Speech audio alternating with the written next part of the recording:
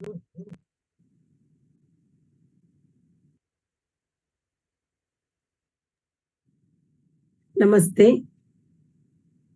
ನಮಸ್ತೆ. ಭಾರತೀಯ ವೈದ್ಯಕೀಯ ಸಂಘ ಕರ್ನಾಟಕ ಹಾಗೂ ಕನ್ನಡ ವೈದ್ಯ ಬರಹಗಾರರ ಸಮಿತಿ ಮತ್ತು ವಾಸವಿ ಸಾಹಿತ್ಯ ಕಲಾ ವೇದಿಕೆಯ ಸಹಯೋಗದಲ್ಲಿ ಆಯೋಜಿಸುತ್ತಿರುವ 85ನೇ ಆನ್ಲೈನ್ ಕಾರ್ಯಕ್ರಮ ಸಾಹಿತಿಗಳೊಂದಿಗೆ ಒಂದು ಸಂಜೆ ಕಾರ್ಯಕ್ರಮಕ್ಕೆ ಎಲ್ಲರನ್ನ ಪ್ರೀತಿಯಿಂದ ಸ್ವಾಗತಿಸ್ತಾ ಇದ್ದೇನೆ. ನಾಣ್ಯ ಪ್ರಪಂಚ ಒಂದು ಕಿರು ಪರಿಚಯ ಕಾರ್ಯಕ್ರಮವನ್ನ ಇವತ್ತು ಹಮ್ಮಿಕೊಂಡಿದ್ದೇವೆ. ಈ ಕಾರ್ಯಕ್ರಮವನ್ನು ನಮಗೆ ನಡೆಸಿಕೊಡುವವರು ಗೌತಮ್ ಜಂತಕಲ್ ಇವರು. ಇಂಜಿನಿಯರ್ ಪದವೀಧರರಾಗಿ 12 ವರ್ಷಗಳ ಕಾಲ ಸಾಫ್ಟ್ವೇರ್ ಕ್ಷೇತ್ರದಲ್ಲಿ ದುಡಿದವರು. ಮುಂಬೈ ಯೂನಿವರ್ಸಿಟಿಯಿಂದ ನಾಣ್ಯಶಾಸ್ತ್ರ ಆರ್ಕಿಯಾಲಜಿಯಲ್ಲಿ ಮಾಸ್ಟರ್ ಡಿಗ್ರಿಯನ್ನು ಪಡೆದವರು. ಭಾರತದ ಹಳೆಯ ಲಿಪಿಗಳಾದ ಬ್ರಾಹ್ಮಿ, ನಂದಿ ನಾಗರಿ, ದೇವನಾಗರಿ, ಹಳೆಗನ್ನಡ, ತಿಗಾರಿ, ಗ್ರಾಂಥ ಇವುಗಳಲ್ಲಿ ಪರಿಣತರು. ಅನೇಕ ಶಾಲಾ ಕಾಲೇಜುಗಳಲ್ಲಿ ನಾಣ್ಯಶಾಸ್ತ್ರದ ಬಗ್ಗೆ, ಇತಿಹಾಸ, ಹಸ್ತಪ್ರತಿಗಳ ಬಗ್ಗೆ, ಶಾಸನಗಳ ಬಗ್ಗೆ ಶಿಬಿರಗಳನ್ನ ನಡೆಸಿದವರು. ನ್ಯಾಷನಲ್ ಸೆಮಿನಾರ್ಗಳಲ್ಲಿ ಭಾಗವಹಿಸಿ ಪ್ರಬಂಧಗಳನ್ನ ಮಂಡಿಸಿದವರು. ತಮಿಳುನಾಡು, ಪುಣೆ, ಬೆಂಗಳೂರು ಇಲ್ಲಿ ನಡೆದಂತ ನ್ಯಾಷನಲ್ ಸೆಮಿನಾರ್ಗಳಲ್ಲಿ ಪ್ರಬಂಧ ಮಂಡಿಸಿದವರು.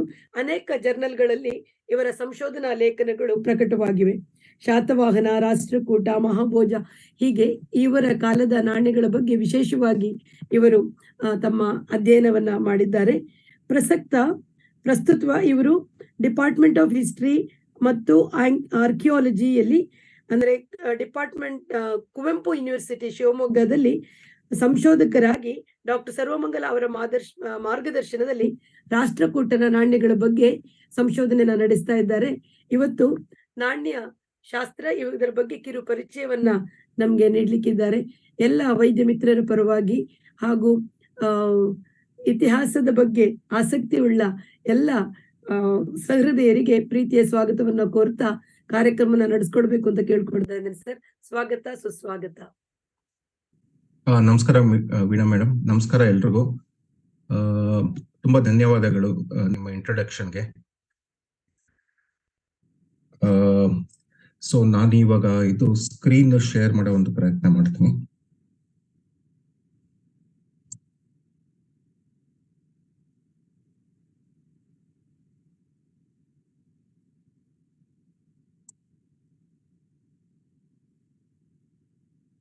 ಓಕೆ, ತಮ್ಮೆಲ್ರಿಗೂ ಸ್ಕ್ರೀನ್ ಕಾಣಿಸ್ತಾ ಇದೆಯಾ? ಕಾಣಿಸ್ತಿದೆ. Okay madam. ಹಾಗಿದ್ರೆ ನಾನು ಶುರು ಮಾಡ್ತೀನಿ. ಮತ್ತೊಮ್ಮೆ ಎಲ್ಲರಿಗೂ ನಮಸ್ಕಾರಗಳು. ನನ್ನ ಇವತ್ತಿನ ಒಂದು ಪ್ರಯತ್ನ ತಮ್ಮೆಲ್ಲರಿಗೂ ನಾಣ್ಯ ಪ್ರಪಂಚದ ಒಂದು ಕಿರು ಪರಿಚಯ ಮಾಡಿಕೊಳ್ಳುವುದು. ಈ ನಾಣ್ಯಗಳು ಎಂದರೇನು ಅಂತ ಶುರು ಮಾಡ್ಕೊಂಡು ನಾವು ಅದರ ಒಂದು ಹಿಸ್ಟಾರಿಕಲ್ ಸಿಗ್ನಿಫಿಕೆನ್ಸ್ ಏನಿದೆ, ನಮ್ಮ ಚರಿತ್ರೆ ನಾವು ರೀಕನ್ಸ್ಟ್ರಕ್ಟ್ ಮಾಡ್ಕೋಬೇಕಾದಾಗ ಅದರಲ್ಲಿ ನಾಣ್ಯಗಳ ಒಂದು ರೋಲ್, ಮಹತ್ವ ಏನಿದೆ ಅನ್ನೋದು ನಿಮ್ಗೆ ಇಂಟ್ರೊಡ್ಯೂಸ್ ಮಾಡ್ಕೊಡಕ್ಕೆ ಒಂದು ಇದು ಪವರ್ ಪಾಯಿಂಟ್ ನ ಮಾಡಿದ್ದೀನಿ.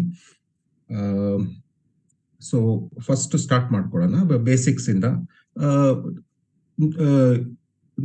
ನಾಣ್ಯ ಪ್ರಪಂಚ ಅಂದ್ರೆ ನ್ಯೂಮಿಸ್ಮ್ಯಾಟಿಕ್ಸ್ ಅಂದರೇನು ಅನ್ನೋದು.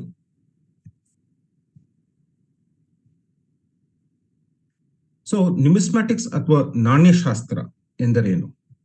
ಸೊ ಅದರ ಒಂದು ಡೆಫಿನಿಷನ್ ಹೇಳ್ಬೇಕಾದ್ರೆ, ನ್ಯೂಮಿಸ್ಮ್ಯಾಟಿಕ್ಸ್ ಅಥವಾ ನಾಣ್ಯಶಾಸ್ತ್ರ ಅನ್ನೋದು ನಾಣ್ಯಗಳ ಒಂದು ಸಂಗ್ರಹ ಅಥವಾ ಅಧ್ಯಯನ, ಅಥವಾ ನೋಟುಗಳ ಒಂದು ಸಂಗ್ರಹ ಅಥವಾ ಅಧ್ಯಯನ, ಅಥವಾ ಇನ್ನಿತರ ವಸ್ತುಗಳು ಅಂದರೆ ಮೆಡಲ್ಸ್ ಆಗಿರ್ಬೋದು ಅಥವಾ ಟೋಕನ್ಸ್ ಆಗಿರ್ಬೋದು, ಯೂಶಲಿ ಮೆಟಾಲಿಕ್ ಆಬ್ಜೆಕ್ಟ್ಸ್, ಅದರ ಒಂದು ಸಂಗ್ರಹಣ ಅಥವಾ ಅಧ್ಯಯನವನ್ನು ಒಟ್ಟಾಗಿ ನ್ಯೂಮಿಸ್ಮ್ಯಾಟಿಕ್ಸ್ ಅಥವಾ ನಾಣ್ಯಶಾಸ್ತ್ರ ಅಂತ ಕರಿತೀವಿ.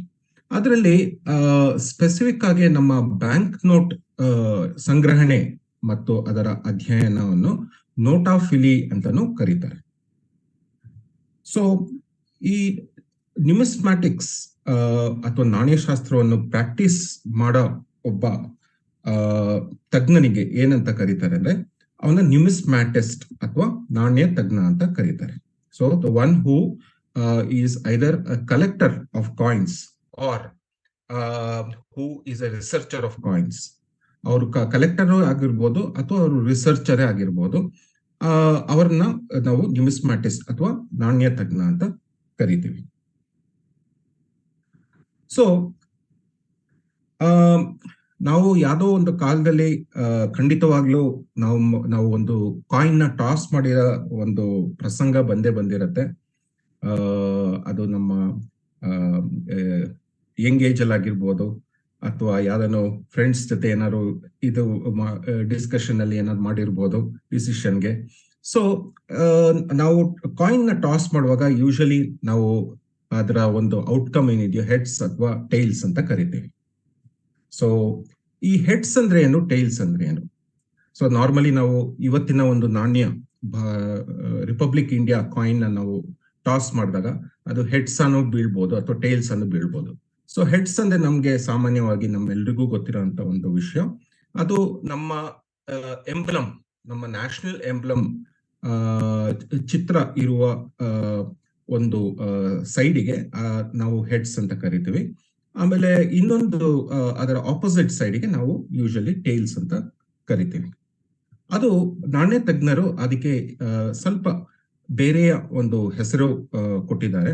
ಅದೇನಂದ್ರೆ ಆಬ್ವರ್ಸ್, ಅಂದ್ರೆ ಹೆಡ್ ಕಡೆ ಇರೋಂತ ಒಂದು ಸರ್ಫೇಸ್ ನ ಅದನ್ನ ಆಬ್ವರ್ಸ್ ಅಂತ ಕರಿತೀವಿ. ಆಮೇಲೆ ಆಪೋಸಿಟ್ ಸೈಡ್ ನ ರಿವರ್ಸ್ ಅಂತ ಕರಿತೀವಿ. ಇದು ನಾವು ನಾಣ್ಯ ತಜ್ಞರು ಯೂಸ್ ಮಾಡೋಂತ ಒಂದು ಟರ್ಮಿನಾಲಜಿ. ಇವಾಗ ಈ ಹೆಡ್ಸ್ ಆಮೇಲೆ ಟೈಲ್ಸ್ ಹೇಗೆ ಬಂತು,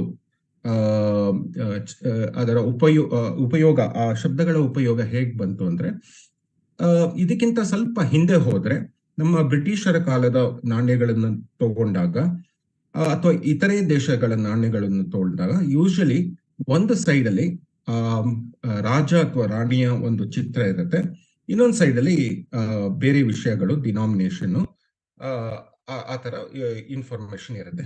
ಸೊ ಈ ಯಾವ ಸೈಡ್ ಅಲ್ಲಿ ನಾವು ರಾಜ ಅಥವಾ ರಾಣಿಯ ಒಂದು ಚಿತ್ರ ಕಾಣ್ತೀವೋ ಅದನ್ನ ನಾವು ತಲೆ ಅಥವಾ ಹೆಡ್ ಸೈಡ್ ಅಂತ ನಾವು ಕರಿತೀವಿ.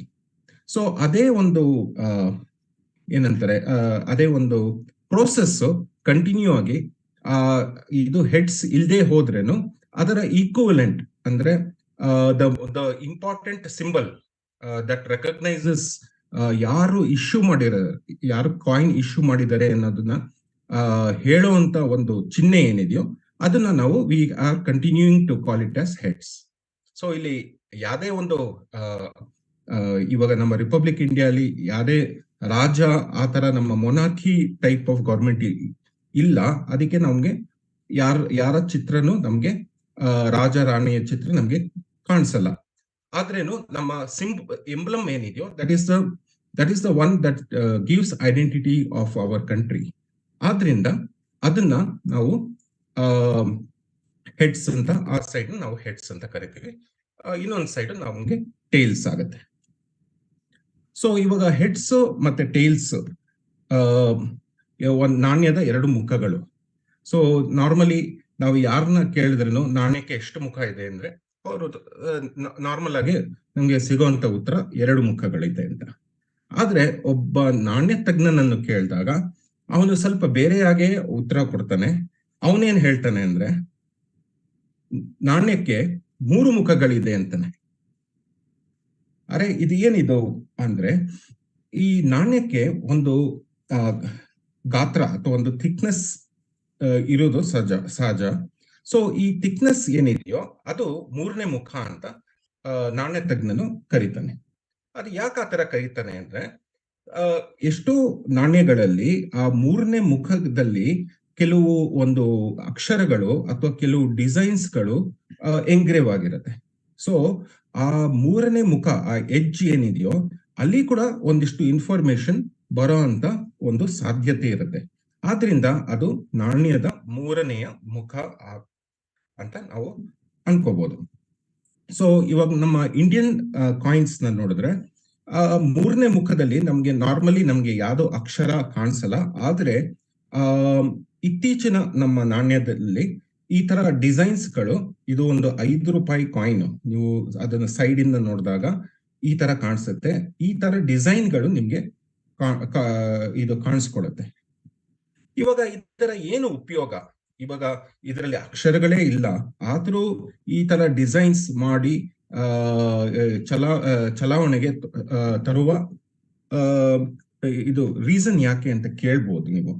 ಇವಾಗ ಏನಾಗತ್ತಂದ್ರೆ, ಈ ನಾಣ್ಯ ಒಂದು ಪ್ರಿಪರೇಷನ್ ಅಥವಾ ಮ್ಯಾನುಫ್ಯಾಕ್ಚರ್ ಪ್ರೋಸೆಸ್ ಅಲ್ಲಿ ಇದು ಒಂದು ಅಡಿಷನಲ್ ಸ್ಟೆಪ್. ಏನು ಎಡ್ಜ್ ಪೋರ್ಷನ್ ಇರುತ್ತಲ್ಲ, ಅದಕ್ಕೆ ಒಂದು ಡಿಸೈನ್ ಹಾಕುವಂತದ್ದು. ಸೊ ಇದು ಸ್ವಲ್ಪ ಕಾಂಪ್ಲಿಕೇಟೆಡ್ ಟೆಕ್ನಾಲಜಿ ಆಗಿರುತ್ತೆ. ಈ ಎಡ್ಜ್ ಪೋರ್ಷನ್ ಅಲ್ಲಿ ನಾವು ಡಿಸೈನ್ ಹಾಕುವಂಥದ್ದು, it is A slightly complicated technology. ನಾವು ಈ ತರ ಕಾಂಪ್ಲಿಕೇಟೆಡ್ ಟೆಕ್ನಾಲಜಿನ ನಾವು ಯೂಸ್ ಮಾಡಿದಾಗ ಏನಾಗುತ್ತೆ, ಇದರ ಕೌಂಟರ್ ಫೀಟಿಂಗ್ ಅಥವಾ ಈ ಫೇಕ್ ಕಾಯಿನ್ಸ್ ಮಾಡೋ ಪ್ರೋಸೆಸ್, ಕಾಪಿ ಮಾಡೋ ಪ್ರೋಸೆಸ್ ಅದು ಕಡಿಮೆ ಆಗತ್ತೆ. ಆದ್ರಿಂದ ಈ ತರ ಡಿಸೈನ್ಸ್, ಎಡ್ಜ್ ಅಲ್ಲಿ ಈ ತರ ಡಿಸೈನ್ಸ್ ನ ಇನ್ಕ್ಲೂಡ್ ಮಾಡ್ತೀವಿ ಕಾಯಿನ್ಸ್ ಮೇಲೆ. ಯಾಕಂದ್ರೆ to prevent or minimise the possibility of ಇದು making fake coins or counterfeit coins. ಇದು ಒಂಥರ ಸೆಕ್ಯೂರಿಟಿ ಫ್ಯೂಚರ್ ಅಂತಾನೆ ಹೇಳ್ಬೋದು. ಇವಾಗ ಹೇಗೆ ನಮ್ಮ ನೋಟಲ್ಲಿ ಒಂದು ಗ್ರೀನ್ ಕಲರ್ ಮೆಟಾಲಿಕ್ ಒಂದು ಇದು ಎಳೆ ಇರುತ್ತೆ ಮಧ್ಯದಲ್ಲಿ, ದಟ್ ಈಸ್ ಆಲ್ಸೋ ಅದರಲ್ಲಿ RBI ಅಂತ ಬರ್ದಿರುತ್ತೆ ಚಿಕ್ಕದಾಗೆ. So that is one security future in the currency note. ಸೊ ಅದೇ ತರ ಕಾಯಿನ್ಸ್ಗೂ ಒಂದು ಸೆಕ್ಯೂರಿಟಿ ಫ್ಯೂಚರ್ ಬೇಕೇ ಬೇಕು. ಸೊ ಆ ಸೆಕ್ಯೂರಿಟಿ ಫ್ಯೂಚರ್ ಈ ರೀತಿ ಅಳವಡಿಸಿ ಕಾಯಿನ್ಸ್ ನ ಮ್ಯಾನುಫ್ಯಾಕ್ಚರ್ ಮಾಡ್ತೀವಿ. ಇವಾಗ ಒಂದು ಕಾಯಿನ್ ನ ಬೇರೆ ಬೇರೆ ಭಾಗಗಳನ್ನ ನೋಡೋಣ. ಇವಾಗ ನಾರ್ಮಲಿ ಒಂದು ನಾಣ್ಯ ತಗೊಂಡಾಗ ಅದನ್ನ ನಾವು ಕೈಯಲ್ಲಿ ಇಟ್ಕೊಂಡು ನೋಡಿದಾಗ ನಮ್ಗೆ ಕಾಣಿಸೋವಂಥದ್ದು ಯೂಶಲಿ ಒಂದು ಚಿತ್ರ ಕಾಣಿಸುತ್ತೆ. ಅದನ್ನ ಚಿತ್ರ ಅಥವಾ ಮೋಟಿಫ್ ಅಂತ ಕರಿತೀವಿ. ಅಲ್ದೇನೆ ನಾವು ಲಿಪಿ ಅಥವಾ ಬರಹನ ನೋಡ್ಬೋದು. So that is called as the legend R the ಬರಹ. ಇವಾಗ ನಾವು ಒಂದು ನಾಣ್ಯನ ಎಕ್ಸ್ಪ್ಲೇನ್ ಮಾಡ್ಬೇಕಂದ್ರೆ, ಯಾರಿಗಾನು ಎಕ್ಸ್ಪ್ಲೇನ್ ಮಾಡ್ಬೇಕಂದ್ರೆ ನಾವು ನಾರ್ಮಲಿ ಅದರ ಒಂದು ಇಮೇಜ್ ನ ಅವ್ರಿಗೆ ಕಳಿಸ್ತೀವಿ. ಆಮೇಲೆ ಅದನ್ನ ಡಿಸ್ಕ್ರೈಬ್ ಮಾಡ್ಬೇಕಂದ್ರೆ ಒಂದು ನಾಣ್ಯನ ನಾವು ಹೇಳ್ತೀವಿ, ಈ ತರ ಒಂದು ಆಬ್ವರ್ಸ್ ಸೈಡ್ ಅಲ್ಲಿ ನಮ್ಗೆ ಎಂಬ್ಲಮ್ ಇದೆ ಸೆಂಟರ್ ಅಲ್ಲಿ. ಆಮೇಲೆ ರೈಟ್ ಸೈಡ್ ಇಂಡಿಯಾ ಅಂತ ಇಂಗ್ಲಿಷ್ ಅಕ್ಷರಗಳಲ್ಲಿ ಬರ್ದಿದೆ. ಲೆಫ್ಟ್ ಸೈಡ್ ಅದೇ ದೇವನಾಗರಿ ಅಕ್ಷರಗಳಲ್ಲಿ ಬರ್ದಿದೆ. ಸುತ್ತ ಒಂದು ಡಿಸೈನ್ ಬಾರ್ಡರ್ ಇದೆ. ಸೊ ಆ ತರ ನಾವು ಎಕ್ಸ್ಪ್ಲೇನ್ ಮಾಡ್ತೀವಿ. ಅದಲ್ದೇನೆ ಕೆಲವು ಸತಿ ನಾವು ಸ್ಪೆಸಿಫಿಕ್ ಪೊಸಿಷನ್, ನಾಣ್ಯದಲ್ಲಿ ಸ್ಪೆಸಿಫಿಕ್ ಪೊಸಿಷನ್ ನ ನಾವು ಹೇಳ್ಬೇಕಾದಾಗ ಏನ್ ಮಾಡ್ತೀವಿ, ನಾವು ನಾಣ್ಯ ತಜ್ಞರು ಏನ್ ಮಾಡ್ತಾರೆ, ಈ ಕ್ಲಾಕ್ ಪೊಸಿಷನ್ಸ್ ನ ಉಪಯೋಗಿಸ್ತಾರೆ. ಅಂದ್ರೆ ಇದು 3 o'clock ಪೊಸಿಷನ್, ಇದು 6 o'clock, ಇದು 9 o'clock, 12 o'clock. ಇವಾಗ ಇಂಡಿಯಾ ಅನ್ನೋದು ಬರ್ದಿದೆ, ಆದ್ರೆ ಎಲ್ಲಿ ಬರ್ದಿದೆ ನಾಣ್ಯದ ಮೇಲೆ ಅದನ್ನ ನಾನು ಡಿಸ್ಕ್ರೈಬ್ ಮಾಡ್ಬೇಕಂದ್ರೆ ನಾನು ಕ್ಲಾಕ್ ಪೊಸಿಷನ್ ನ ಯೂಸ್ ಮಾಡ್ಕೊಂಡು ಹೇಳ್ಬೋದು. ಹೌದು, ಇದು 2 o'clock ಪೊಸಿಷನ್ ಇಂದ 4 o'clock ಪೊಸಿಷನ್ ವರೆಗೂ ಇಂಡಿಯಾ ಅಂತ ಬರ್ದಿದೆ. Right side of the emblem between 2 o'clock and 4 o'clock the legend India is written in Roman characters. Actually ಇದು ಈ ಇಂಗ್ಲಿಷ್ ಕ್ಯಾರೆಕ್ಟರ್ಸ್ ಅಲ್ಲ, ಇದು ಸ್ಪೆಸಿಫಿಕ್ ಆಗಿ ಹೇಳ್ಬೇಕಂದ್ರೆ ಇದು Roman characters. So Roman characters ಅಲ್ಲಿ ಬರ್ದಿದೆ. ಅದೇ ರೀತಿ between 8 o'clock and 10 o'clock on the left side of the emblem Bharat is written in Devanagari script. So ಈ ತರ ಕ್ಲಾಕ್ ಪೊಸಿಷನ್ಸ್ ನ ಯೂಸ್ ಮಾಡ್ಕೊಂಡು ನಾನು ನಾಣ್ಯಗಳನ್ನ ಡಿಸ್ಕ್ರೈಬ್ ಮಾಡಕ್ಕೆ ಅನುಕೂಲ ಆಗತ್ತೆ. ಸೊ ಯಾವುದೇ ಒಂದು ನಾಣ್ಯದ ಒಂದು ಡಿಸ್ಕ್ರಿಪ್ಷನ್ ನೀವೇನಾದ್ರು ಯಾವುದೇ ಕ್ಯಾಟಲಾಗ್ ಅಲ್ಲಿ ಅಥವಾ RBI ಸೈಟ್ ಅಲ್ಲಿ ನೀವು ಓದಿದಾಗ ನಿಮ್ಗೆ ಈ ತರ ಮಾಹಿತಿ ಅಥವಾ ಪೊಸಿಷನ್ಸ್ ನ ಯೂಸ್ ಮಾಡ್ಕೊಂಡು ಅಲ್ಲಿ ಡಿಸ್ಕ್ರಿಪ್ಷನ್ ಬರೆದಿರ್ತಾರೆ. ಸೊ ದಟ್ ನಿಮ್ಗೆ ಒಂದು ಅದರ ಒಂದು ಇದು ಏನ್ ಎಕ್ಸಾಕ್ಟ್ ಪೊಸಿಷನ್ ಇದೆಯೋ ಅದು ನಿಮ್ಗೆ ಕ್ಲಿಯರ್ ಆಗಿ ಗೊತ್ತಾಗುತ್ತೆ. ಸೊ ಇದು ಅಲ್ದೇನೆ ಒಂದು ನಾಣ್ಯದ ಬಗ್ಗೆ ನಾವು ಮಾತಾಡ್ಬೇಕಂದ್ರೆ ಇನ್ನೊಂದು ಟರ್ಮಿನಾಲಜಿ ಯೂಸ್ ಮಾಡ್ತೀವಿ, ಅದು ಪ್ಲಾಂಚೆಟ್. ಪ್ಲಾಂಚೆಟ್ ಅಂದ್ರೆ ಏನು ಅಂದ್ರೆ, ನಾಣ್ಯ ಮುದ್ರಿಕೆ ಆಗೋ ಮೊದಲು ಅದೇನು ಒಂದು ಪೀಸ್ ಆಫ್ ಮೆಟಲ್ ಆಗಿರುತ್ತೆ, ಆ ಪೀಸ್ ಆಫ್ ಮೆಟಲ್ಗೆ ನಾವು ಪ್ಲಾಂಚೆಟ್ ಅಂತ ಕರಿತೀವಿ. ಅಂದ್ರೆ ಈ ಪ್ಲಾಂಚೆಟ್ ಅಂದ್ರೆ it is a plain coin ready to be embossed or ready to be minted. So ಅದನ್ನ ನಾವು ಪ್ಲಾಂಚೆಟ್ ಅಂತ ಕರಿತೀವಿ. ಅದಲ್ದೇನೆ ಕೆಲವು ಸತಿ ಈ ತರ ನಾವು ರಿಮ್ ಅಂತ ನೋಡ್ತೀವಿ. ಅಂದ್ರೆ ಒಂದು ನಾಣ್ಯದ ತುದಿಯಲ್ಲಿ ಸುತ್ತ ಇರೋಂತ ಒಂದು ರೇಸ್ಡ್ ಪೋರ್ಷನ್, ಅದನ್ನ ನಾವು ರಿಮ್ ಅಂತ ಕರಿತೀವಿ. ಇವಾಗ ಯಾಕೆ ನಾವು ಒಂದು ನಾಣ್ಯದ ಸುತ್ತ ತುದಿಯಲ್ಲಿ ರೇಸ್ಡ್ ಪೋರ್ಷನ್ ಯಾಕೆ ಅಳವಡಿಕೆ ಮಾಡ್ಕೊಂತಾರೆ ಅಂದ್ರೆ, ರೇಸ್ಡ್ ಪೋರ್ಷನ್ ಇರೋದ್ರಿಂದ ಏನಾಗುತ್ತೆ, ನಾಣ್ಯದ ಒಂದು ಲೈಫ್ ಏನಿದೆಯೋ ಅದು ಇನ್ಕ್ರೀಸ್ ಆಗುತ್ತೆ. ಹೇಗೆ ಅಂದ್ರೆ, ಈ ನಾಣ್ಯಗಳು ಯೂಶಲಿ ಕಂಟಿನ್ಯೂಸ್ ಆಗಿ ಸರ್ಕ್ಯುಲೇಟ್ ಆಗ್ತಾ ಇರುತ್ತೆ, ಕೆಳಗೆ ಬೀಳುತ್ತೆ, ಒಬ್ರಿಂದ ಒಬ್ರಿಗೆ ಇದು ಎಕ್ಸ್ಚೇಂಜ್ ಆಗ್ತಾ ಇರುತ್ತೆ. ಅವಾಗ ಏನಾಗುತ್ತೆ, ನಾಣ್ಯಗಳನ್ನ ಹ್ಯಾಂಡಲ್ ಮಾಡ್ಬೇಕಾದಾಗ ಅದನ್ನ ಆ ರೇಸ್ಡ್ ಪೋರ್ಷನ್ ಇರೋದ್ರಿಂದ ಏನಾಗುತ್ತೆ, ಒಳಗಡೆ ಅದು ಏನು ಅಕ್ಷರ ಆಗ್ಲಿ ಅಥವಾ ಒಂದು ಚಿತ್ರ ಆಗ್ಲಿ ಏನಿರುತ್ತೋ ಅದ್ರ ಮೇಲೆ ನಮ್ಗೆ ಪ್ರೆಷರ್ ಬೀಳಲ್ಲ. ಆ ಹ್ಯಾಂಡ್ಲಿಂಗ್ ಏನಿರುತ್ತೋ ಅದು ಆಟೋಮೆಟಿಕ್ ಆಗಿ ಎಡ್ಜ್ ಅಲ್ಲೇ ಇದು ಕಾಯಿನ್ ಹ್ಯಾಂಡ್ಲಿಂಗ್ ಕಂಟ್ರೋಲ್ ಆಗೋಗುತ್ತೆ. ಸೊ ಅಂಡ್ ಆಲ್ಸೋ ಡ್ಯಾಮೇಜ್, ಈಗ ಡ್ಯಾಮೇಜ್ ಎಡ್ಜ್ ಇಂದ ಒಳಗಡೆ ಬರುವಂತ ಡ್ಯಾಮೇಜಸ್ ನ ಅವಾಯ್ಡ್ ಮಾಡುತ್ತೆ ಈ ರಿಮ್ ಮೇಲ್ಗಡೆ ಇರೋದ್ರಿಂದ ಸ್ವಲ್ಪ. ಸೊ ದ ರಿಮ್ ಸರ್ಫೇಸ್ ಏನಿದೆಯೋ ಅದು ಒಳಗಡೆ ಸರ್ಫೇಸ್, ಕಾಯಿನ್ ನ ಒಳಗಡೆ ಭಾಗಕ್ಕೆ ಸರ್ಫೇಸ್ ಗಿಂತ ಸ್ವಲ್ಪ ಮೇಲ್ಗಡೆ ಪೊಸಿಷನ್ ಅಲ್ಲಿ ಇರುತ್ತೆ. ಅದಲ್ಲದೆ ಕಾಯಿನ್ ಎಡ್ಜ್, ಅದೇ ನಾವು ನೋಡಿದ್ವಲ್ಲ, ನಾಣ್ಯದ ಮೂರನೆಯ ಮುಖ, ಅದನ್ನ ಕಾಯಿನ್ ಎಡ್ಜ್ ಅಂತ ನಾವು ಕರಿತೀವಿ. ಮುಂದೆ ಹೋಗೋಣ. ಒಂದು ನಾಣ್ಯದ ಒಂದು ಗುಣಲಕ್ಷಣಗಳಿದೆ. ಇವಾಗ ಯಾವುದೇ ಒಂದು ಪೀಸ್ ಆಫ್ ಮೆಟಲ್ ನ ನಾವು ನಾಣ್ಯ ಅಂತ ಕರೆಯಕ್ ಆಗಲ್ಲ, ಅದರದೇ ಆದ ಒಂದು ಗುಣಲಕ್ಷಣಗಳಿರುತ್ತೆ. ಅದು ಸ್ಯಾಟಿಸ್ಫೈ ಆದಾಗ ಮಾತ್ರ ಅದು ನಾಣ್ಯ ಆಗತ್ತೆ. ಏನು ಅದರ ಗುಣಲಕ್ಷಣಗಳು ಅಂದ್ರೆ, ನಂಬರ್ 1, ಅದು ಲೋಹದಿಂದ ಮಾತ್ರ ಮಾಡಲ್ಪಟ್ಟಿರುತ್ತೆ. ಓಕೆ, ಸೊ ನೀವು ಯಾವುದೇ ಒಂದು ಸಂದರ್ಭದಲ್ಲಿ ನೀವು ಕೇಳಿರ್ಬೋದು, ಇದು ನೈಜಾಮ್ ಅನ್ನೋನು ಇದು ಹೈದರಾಬಾದ್ ಅಲ್ಲಿ ಇದು ಚರ್ಮದ ನಾಣ್ಯಗಳನ್ನ ಅವನು ಸರ್ಕ್ಯುಲೇಟ್ ಮಾಡ್ದ ಅಂತ ಕೆಲವು ಮಾಹಿತಿಗಳು ಇದೆ. ಕೆಲವರು ಮಾತಾಡ್ತಾರೆ, ಸ್ಕಾಲರ್ಸ್ ಅದ್ರ ಬಗ್ಗೆ ಎಲ್ಲ. ಬಟ್ ನೀವು ಈ ಡೆಫಿನೇಷನ್ ಮುಖಾಂತರ ನೀವು ಅದನ್ನ ನೋಡಿದಾಗ ಆ ಚರ್ಮದ ಏನು ಪೀಸ್ ಇತ್ತೋ ಇಲ್ಲೋ ಗೊತ್ತಿಲ್ಲ, ಯಾಕಂದ್ರೆ ಅದು ಯಾವುದು ಆಕ್ಚುಲಿ ಇವತ್ತಿಗೆ ಉಳಿದಿಲ್ಲ. ಸೊ ಅದು ನಾವು ನೋಡಕ್ ಆಗದೆ ಇರೋದ್ರಿಂದ ಅದು ಇದ್ರೂ ಕೂಡ ಅದು ನಾಣ್ಯದ ಒಂದು ಡೆಫಿನಿಷನ್ ಒಳಗಡೆ ಬರಕ್ ಆಗಲ್ಲ. ಯಾಕೆಂದ್ರೆ ನಂಬರ್ 1, ಅದು ಲೋಹದಿಂದ ಮಾಡಲ್ಪಟ್ಟಿದ್ದಲ್ಲ, ಅದು ಚರ್ಮದಿಂದ ಮಾಡಲ್ಪಟ್ಟಿದ್ದು. ಸೊ ನಿಜವಾಗ್ಲೂ ಅದೇನಾದ್ರು ನೈಜಾಮ್ ತರ ಚರ್ಮದ ಪೀಸಸ್ ಏನಿದೆ ಅದನ್ನ ಚಲಾವಣೆಗೆ ತಂದಿದ್ದ ಅಂದ್ರೂ ಅದು ನಾವು ನಾಣ್ಯ ಅಂತ ಕರೆಯಕ್ಕಾಗಲ್ಲ. ಅದು ಇನ್ನೇನಾಗಿರ್ಬೋದು, ಅದನ್ನ ಟೋಕನ್ ಅಂತ ಕರಿಬಹುದು. ಇವಾಗ ನೀವು ನಿಮ್ಗೆ ಒಂದು ಕಾಫಿ ಟೋಕನ್ ಪೇಪರ್ದು ಒಂದು ಪೀಸ್ ಕೊಡ್ತಾರಲ್ಲ ಕ್ಯಾಂಟೀನ್ ಅಲ್ಲಿ ಯೂಸ್ ಮಾಡಕ್ಕೆ, ಸೊ ಅದು ಟೋಕನ್. ಸೊ ಅದು ₹1 ಅಥವಾ ₹2 ಸಮಾನ ವ್ಯಾಲ್ಯೂ ಇರುವಂತ ವಸ್ತು, ಬಟ್ ಅದು ನಾಣ್ಯ ಆಗಕ್ ಚಾನ್ಸ್ ಇಲ್ಲ. ಸೊ ನಾಣ್ಯದ ಪ್ರೈಮರಿ ಏನು ಗುಣಲಕ್ಷಣ ಅಂದ್ರೆ ಅದು ಲೋಹದಿಂದ ಮಾಡಲ್ಪಟ್ಟಿರುವಂತದ್ದು. ಅದಲ್ಲದೆ ಇನ್ನೇನು, ಅದರ ಒಂದು ಪ್ರತ್ಯೇಕ ತೂಕ ಮತ್ತು ಶುದ್ಧತೆ ಇರುತ್ತೆ.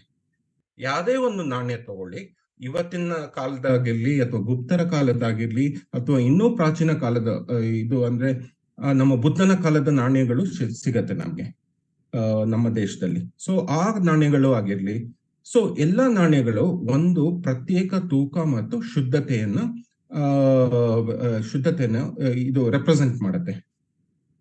ಅದಲ್ದೇನೆ ಇವಾಗ ಹಳೆ ಕಾಲದಲ್ಲಿ ನಮ್ಮ ಅರ್ಥಶಾಸ್ತ್ರ ಅಲ್ಲಿ ಕರ್ಷಾಪಣ ಅನ್ನೋ ಒಂದು ಟರ್ಮ್ ಬರುತ್ತೆ. ಅದು ಒಂದು ನಾಣ್ಯದ ಹೆಸರು. ಆ ಕರ್ಷಾಪಣ ನಾಣ್ಯ ಕೂಡ ಅದರ ಪ್ರತ್ಯೇಕವಾದ ಒಂದು ತೂಕ ಇತ್ತು. ಅದು ತೂಕ ಏನಂದ್ರೆ ಅದರ ತೂಕ 32 ರತ್ತಿ ಬೀಜಗಳು. ಆಮೇಲೆ ಅದು ಶುದ್ಧತೆ ಏನಿತ್ತು ಅದು ಕೂಡ ಹೇಳ್ತಾನೆ ಅರ್ಥಶಾಸ್ತ್ರದಲ್ಲಿ. ಅದು 75% ಅಂದ್ರೆ 3/4 ಸಿಲ್ವರ್ ಇದ್ದಿ 1/4 ಮಾತ್ರ ಕಾಪರ್ ಮಿಕ್ಸ್ ಆಗಿರುತ್ತೆ ಒಂದು ಕಷಾಪಣದಲ್ಲಿ. ಸೊ ಶುದ್ಧತೆ ಮತ್ತು ಅದರ ತೂಕ ಯಾವತ್ತೂ ಒಂದು ನಾಣ್ಯಕ್ಕೆ ಫಿಕ್ಸ್ ಆಗಿರುತ್ತೆ. ಮೂರನೆಯ ಗುಣಲಕ್ಷಣ ಒಂದು ನಾಣ್ಯ ಅಂತ ಕರಿಬೇಕಾದ್ರೆ ಅದು ಹೊರಡಿಸಿದ ರಾಜ್ಯದ ಒಂದು ಚಿಹ್ನೆ ಇರಬೇಕು. ಅಂದ್ರೆ ಇವಾಗ ನಮ್ಮ ಇವತ್ತಿನ 5 ರೂಪಾಯಿ ಕಾಯಿನ್ ನಿಮ್ ಸ್ಕ್ರೀನ್ ಅಲ್ಲಿ ನೋಡ್ತಾ ಇದ್ದೀರಾ.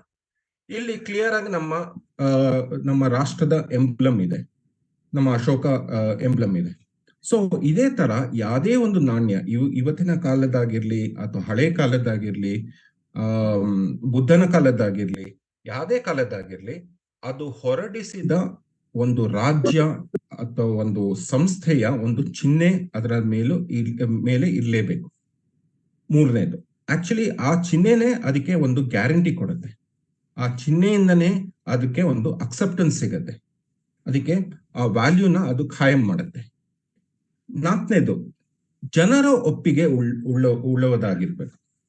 ಅಂದ್ರೆ ಇದಿಷ್ಟು ಒಂದು ನಾಣ್ಯ ಹೊರಡಿಸುವ ಒಂದು ಸಂಸ್ಥೆಯ ಕಂಟ್ರೋಲ್ ಅಲ್ಲಿ ಫಸ್ಟ್ 3 ಪಾಯಿಂಟ್ಸ್ ಇದೆ. 4ನೇ ಪಾಯಿಂಟ್, ಅದು that depends on the market where the coin is left to circulate. ಜನರ ಒಪ್ಪಿಗೆ ಇರ್ಲಿಲ್ಲ ಅಂದ್ರೆ, ಜನಕ್ಕೆ ಯಾವುದೋ ಕಾರಣದಿಂದ ಆ ನಾಣ್ಯ ಇಷ್ಟ ಆಗ್ಲಿಲ್ಲ ಅಂದ್ರೆ ಅದು ಸಕ್ಸಸ್ಫುಲ್ ಆಗಕ್ಕೆ ಚಾನ್ಸ್ ಇಲ್ಲ. ಕೊನೆಗೆ ಅದನ್ನ ರೀಕಾಲ್ ಮಾಡೋ ಒಂದು ಪ್ರಸಂಗ ಕೂಡ ಬರ್ಬೋದು. ಈಗಿನ ಕಾಲದಲ್ಲಿ ನಾವು ಅಷ್ಟು ಎಕ್ಸಾಂಪಲ್ಸ್ ಇದನ್ನು ನೋಡಕ್ಕಾಗಲ್ಲ, ಯಾಕಂದ್ರೆ ಇವಾಗ ಗೌರ್ಮೆಂಟ್ ಆಫ್ ಇಂಡಿಯಾನೇ ಸರ್ಕ್ಯುಲೇಷನ್ಗೆ ತಗೊಂಡ್ಬರುತ್ತೆ, ಅದೇ ಗ್ಯಾರಂಟಿ ಕೊಡುತ್ತೆ. ಅದರ ಇನ್ಫಾರ್ಮೇಶನ್ ನಮ್ಗೆ ಮುಂಚೆನೆ ಹೇಳ್ಬಿಟ್ಟಿರುತ್ತೆ ಗೌರ್ಮೆಂಟ್. ಯಾವುದೋ ಒಂದು ಟಿವಿ ಮುಖಾಂತರನೋ ಒಂದು ರೇಡಿಯೋ ಮುಖಾಂತರನೋ ಈ ತರ ನಾವು ಹೊಸ ನಾಣ್ಯಗಳು ಅಥವಾ ಹೊಸ ನೋಟ್ಗಳು ನಾವು ಸರ್ಕ್ಯುಲೇಟ್ ಮಾಡೋ ಪ್ಲಾನ್ ಇದೆ. ನಾವು 2016 ಡಿಮಾನಿಟೈಸೇಷನ್ ನಾವು ಜ್ಞಾಪಿಸ್ಕೊಂಡ್ರೆ ಅವತ್ತಿನ ದಿನ ಕೂಡ ಅವರು ಕ್ಲಿಯರ್ ಆಗಿ ಹೇಳ್ಬಿಟ್ಟಿದ್ರು, ಹೊಸ ನೋಟ್ಸ್ ಬರುತ್ತೆ, ಅದಕ್ಕೆ ನೀವು ರೆಡಿ ಆಗಿರಿ, ಈ ಡಿನಾಮಿನೇಷನ್ ಅಲ್ಲೇ ಹೊಸ ನೋಟ್ಸ್ ಗಳು ಬರುತ್ತೆ. ಸೊ ಆ ತರ ಇನ್ಫಾರ್ಮೇಶನ್ ನಮ್ಗೆ ಮುಂಚೆನೆ ಸಿಗೋದ್ರಿಂದ ಈಗಿನ ಕಾಲದಲ್ಲಿ ಜನರ ಒಪ್ಪಿಗೆಯ ಪ್ರಶ್ನೆ ಅಷ್ಟು ಬರಲ್ಲ. ಬಟ್ ನೀವು ಅದನ್ನ ಹಲವಾರು ಸೆಂಚುರೀಸ್ ಬ್ಯಾಕ್ ನೀವು ಯೋಚನೆ ಮಾಡಿದ್ರೆ, ಆ ಕಾಲದಲ್ಲಿ ನಮ್ಗೆ ಕಮ್ಯುನಿಕೇಶನ್ ಪ್ರಾಬ್ಲಮ್ಸ್ ಇತ್ತು. ನಮ್ಗೆ ಈ ತರ ಇವತ್ತಿನ ತರ ನ್ಯೂಸ್ ಪೇಪರ್ ಆಗ್ಲಿ, ರೇಡಿಯೋ ಆಗ್ಲಿ, ಸೋಷಿಯಲ್ ಮೀಡಿಯಾ ಆಗ್ಲಿ, ಟಿವಿ ಆಗ್ಲಿ ಕಮ್ಯುನಿಕೇಶನ್ಸ್ ಇರ್ಲಿಲ್ಲ. ಇವಾಗ ಒಂದು ಹೊಸ ನಾಣ್ಯ ಚಲಾವಣೆಗೆ ತಗೊಂಡ್ಬರ್ಬೇಕಂದ್ರೆ ಅದು ಅದರ ಇನ್ಫಾರ್ಮೇಶನ್ ಎಷ್ಟು ಮಟ್ಟಿಗೆ ಅದು ಆ ಒಂದು ರಾಜ್ಯದ ಎಲ್ಲಾ ಪ್ರದೇಶಗಳಿಗೂ ಹೇಳಕ್ಕಾಗತ್ತೆ. So there was a restriction in terms of communication. So ಆದ್ರಿಂದ ಅವಾಗ ಏನಾಗ್ತಾ ಇತ್ತು, ಕೆಲವು ಸತಿ ಜನರಿಗೆ ಒಂದು ಹೊಸ ನಾಣ್ಯ ತಗೊಂಡಾಗ ಜನರು ಕೆಲವು ಸತಿ ಅದನ್ನ ಒಪ್ಕೊಂತಾ ಇರ್ಲಿಲ್ಲ. ಅಂದ್ರೆ ಇದು ಯಾವ್ದೋ ನಾಣ್ಯ ನಮ್ಗೆ ಗೊತ್ತಿಲ್ಲ, ಇದರ ಪ್ಯೂರಿಟಿ ನಮ್ಗೆ ಗ್ಯಾರಂಟಿ ಇಲ್ಲ, ಇದು ನಾವು ಮುಂಚೆ ನೋಡಿಲ್ಲ, ಆ ತರ ಪ್ರಸಂಗಗಳು ಬರ್ತಾ ಇತ್ತು. ಇವಾಗ ಅದಕ್ಕೆ ಒಂದು ಒಳ್ಳೆ ಉದಾಹರಣೆ ತಗೋಬೇಕಂದ್ರೆ, ನಮ್ಮ ಮೊಹಮ್ಮದ್ ಬಿನ್ ಸಾಮ್, ಅಂದ್ರೆ ನಾನು ಇವಾಗ 12ನೇ ಶತಮಾನಕ್ಕೆ ಹೋಗ್ತಾ ಇದ್ದೀನಿ. ನಮ್ಮ ಮೊಹಮ್ಮದ್ ಬಿನ್ ಸಾಮ್ ಅಥವಾ ಮೊಹಮ್ಮದ್ ಘೋರಿ ಅಂತಾನೆ ನಾವು ಅವನ್ನ ಕರಿತೀವಿ. ಅವನು ಹೊಸದಾಗಿ ಪ್ರಪ್ರಥಮ ಬಾರಿಗೆ ಭಾರತಕ್ಕೆ ಬಂದು ಇಲ್ಲಿ ಡೆಲ್ಲಿ ಸಲ್ತನೇಟ್ ಅನ್ನೋ ಒಂದು ಪೊಲಿಟಿಕಲ್ ಕಿಂಗ್ಡಮ್ ನ ಅವನು ಸೆಟಪ್ ಮಾಡ್ತಾನೆ. ಯಾವಾಗ 12ನೇ ಶತಮಾನದ ಕೊನೆಯಲ್ಲಿ, ಅದು 12th ಸೆಂಚುರಿ, 13th ಸೆಂಚುರಿಯ ಶುರುವಲ್ಲಿ 1206 ಆ ತರ ಕ್ರಿಸ್ತ ಶಕ ಆ ಕಾಲದಲ್ಲಿ ಅವನು ಶುರು ಮಾಡ್ತಾನೆ. ಅವನು ಇಲ್ಲಿ ಬಂದು ಭಾರತಕ್ಕೆ ಬಂದು ಅವನು ಕಾಲಿಟ್ಟಾಗ ಅವನ ಒಂದು ಪೊಲಿಟಿಕಲ್ ಆಂಬಿಷನ್ಸ್ ಏನೋ ಇತ್ತು, ರಿಲಿಜಿಯಸ್ ಆಂಬಿಷನ್ಸ್ ಕೂಡ ಇತ್ತು. ಎಲ್ಲಾನು ಪಕ್ಕಕ್ಕಿಟ್ಟಿ ಅವನು ಏನ್ ಮಾಡ್ತಾನೆ, ಮೊಹಮ್ಮದ್ ಘೋರಿ ಅವನು ಲಕ್ಷ್ಮಿ ಚಿತ್ರವುಳ್ಳ ನಾಣ್ಯಗಳನ್ನು ಟಂಕಿಸ್ತಾನೆ. ಇವಾಗ ಮೊಹಮ್ಮದ್ ಘೋರಿ ಯಾರು, ಆಮೇಲೆ ಅವನು ಭಾರತದ ಒಂದು ದೇವರಾದ ಲಕ್ಷ್ಮಿಯ ನಾಣ್ಯ ಅವನು ಯಾಕೆ ಟಂಕಿಸ್ತಾನೆ? ಅವನು ಒಂದು ಇಸ್ಲಾಮಿಕ್ ಫೇತ್ಗೆ ಬಿಲಾಂಗ್ ಆಗಿರೋನು, ಅದನ್ನ ಸ್ಪ್ರೆಡ್ ಮಾಡಕ್ಕೆ ಅವನು ಬಂದಿರೋದು. ಪೊಲಿಟಿಕಲ್ ಏಮ್ಸ್ ಇತ್ತು, ಜೊತೆಗೆ ರಿಲಿಜಿಯಸ್ ಏಮ್ಸ್ ಇತ್ತು. ಬಟ್ ಅದೆಲ್ಲ ಬಿಟ್ಟು ಅವನು ಲಕ್ಷ್ಮಿ ಚಿತ್ರವುಳ್ಳ ಬಂಗಾರದ ನಾಣ್ಯಗಳನ್ನ ಅವನು ಟಂಕಿಸ್ತಾನೆ. ಎಲ್ಲಿ? ಸೆಂಟ್ರಲ್ ಇಂಡಿಯಾ ಪ್ರದೇಶದಲ್ಲಿ. ಅವನ್ ಯಾಕೆ ಅದನ್ನ ಮಾಡೋ ಒಂದು ಪ್ರಸಂಗ ಬಂತು ಅಂದ್ರೆ, ಆ ಏರಿಯಾಲಿ, ಎಲ್ಲಿ? ಸೆಂಟ್ರಲ್ ಇಂಡಿಯಾ, ಆ ಏರಿಯಾಲಿ ಅವನು ಕಾಲಿಡಕ್ಕೆ ಮುಂಚೆ ಆ ಏರಿಯಾಲಿ ರಾಜ್ಪೂತರು ಇದು ಆಳ್ವಿಕೆಯನ್ನು ನಡೆಸ್ತಾ ಇದ್ರು. ಸೊ ಆ ರಾಜ್ಪೂತರು ಏನ್ ಮಾಡ್ತಾ ಇದ್ರು, ಅವ್ರಿಗೆ ಬೇಕಾಗುವಂತ ಲಕ್ಷ್ಮಿ ಚಿತ್ರವುಳ್ಳ ನಾಣ್ಯಗಳನ್ನು ಸರ್ಕ್ಯುಲೇಷನ್ ಅಲ್ಲಿ ಇಟ್ಕೊಂಡಿದ್ರು. ಸೊ ಅದಾದ್ಮೇಲೆ ಇವನ್ ಹೊಸದಾಗಿ ಬಂದಾಗ ಇವನ್ಗೆ ಅದನ್ನ ಇಮಿಡಿಯೇಟ್ ಆಗಿ ಚೇಂಜ್ ಮಾಡೋ ಒಂದು ಅವಕಾಶ ಅವನ್ಗೆ ಸಿಗ್ಲಿಲ್ಲ, ಅಥವಾ ಅವನು ಅವಕಾಶವನ್ನು ತಗೊಳ್ಳಿಲ್ಲ. ಯಾಕಂದ್ರೆ ಇಮಿಡಿಯೇಟ್ ಆಗಿ ಅಕಸ್ಮಾತ್ ಅವನೇನಾದ್ರು ಲಕ್ಷ್ಮಿ ಚಿತ್ರವುಳ್ಳ ಇದು ಬಂಗಾರದ ನಾಣ್ಯಗಳನ್ನು ಬಿಟ್ಟು ಅವನು ಪರ್ಷಿಯನ್ ಲಿಪಿ ಉಳ್ಳ ಬಂಗಾರದ ನಾಣ್ಯಗಳು, ಅದೇ ತೂಕ ಆಗಿರ್ಬೋದು, ಅದೇ ಶುದ್ಧತೆ ಆಗಿರ್ಬೋದು, ಹೊಡ್ಸಕ್ಕೆ ಶುರು ಮಾಡಿದಾಗ ಏನಾಗುತ್ತೆ, ಜನರು ಅದನ್ನು ಒಪ್ಕೊಳ್ಳಲ್ಲ. ಯಾಕೆಂದ್ರೆ ಅವರು ಲಕ್ಷ್ಮಿ ನಾಣ್ಯಗಳೇ ಅವ್ರಿಗೆ ಅಭ್ಯಾಸ ಆಗಿರುತ್ತೆ, ಸರ್ಕ್ಯುಲೇಷನ್ಗೆ, ಎಕ್ಸ್ಚೇಂಜ್ಗೆ, ಅದ್ರ ಮೇಲೆ ಅವರ ಭರವಸೆ ಇರುತ್ತೆ. ಸೊ ಆದ್ರಿಂದ ಅದು ಒಂದು ಪ್ರಾಬ್ಲಮ್ ಆಗುತ್ತೆ. ಸೊ ಆದ್ರಿಂದ ಅವನು ಇನಿಷಿಯಲಿ ಆ ಪೀರಿಯಡ್ ಅಲ್ಲಿ ಅವನು ಲಕ್ಷ್ಮಿ ಕಾಯಿನ್ಸ್ ನನ್ನೇ ಅವನು ಸರ್ಕ್ಯುಲೇಟ್ ಮಾಡೋ ಒಂದು ಪ್ರಸಂಗ ಬಂತು. So this is a good example of the ಇದು ಪೀಪಲ್ಸ್ ಇದು ಏನಂತಾರೆ, the acceptance of the general masses or the people.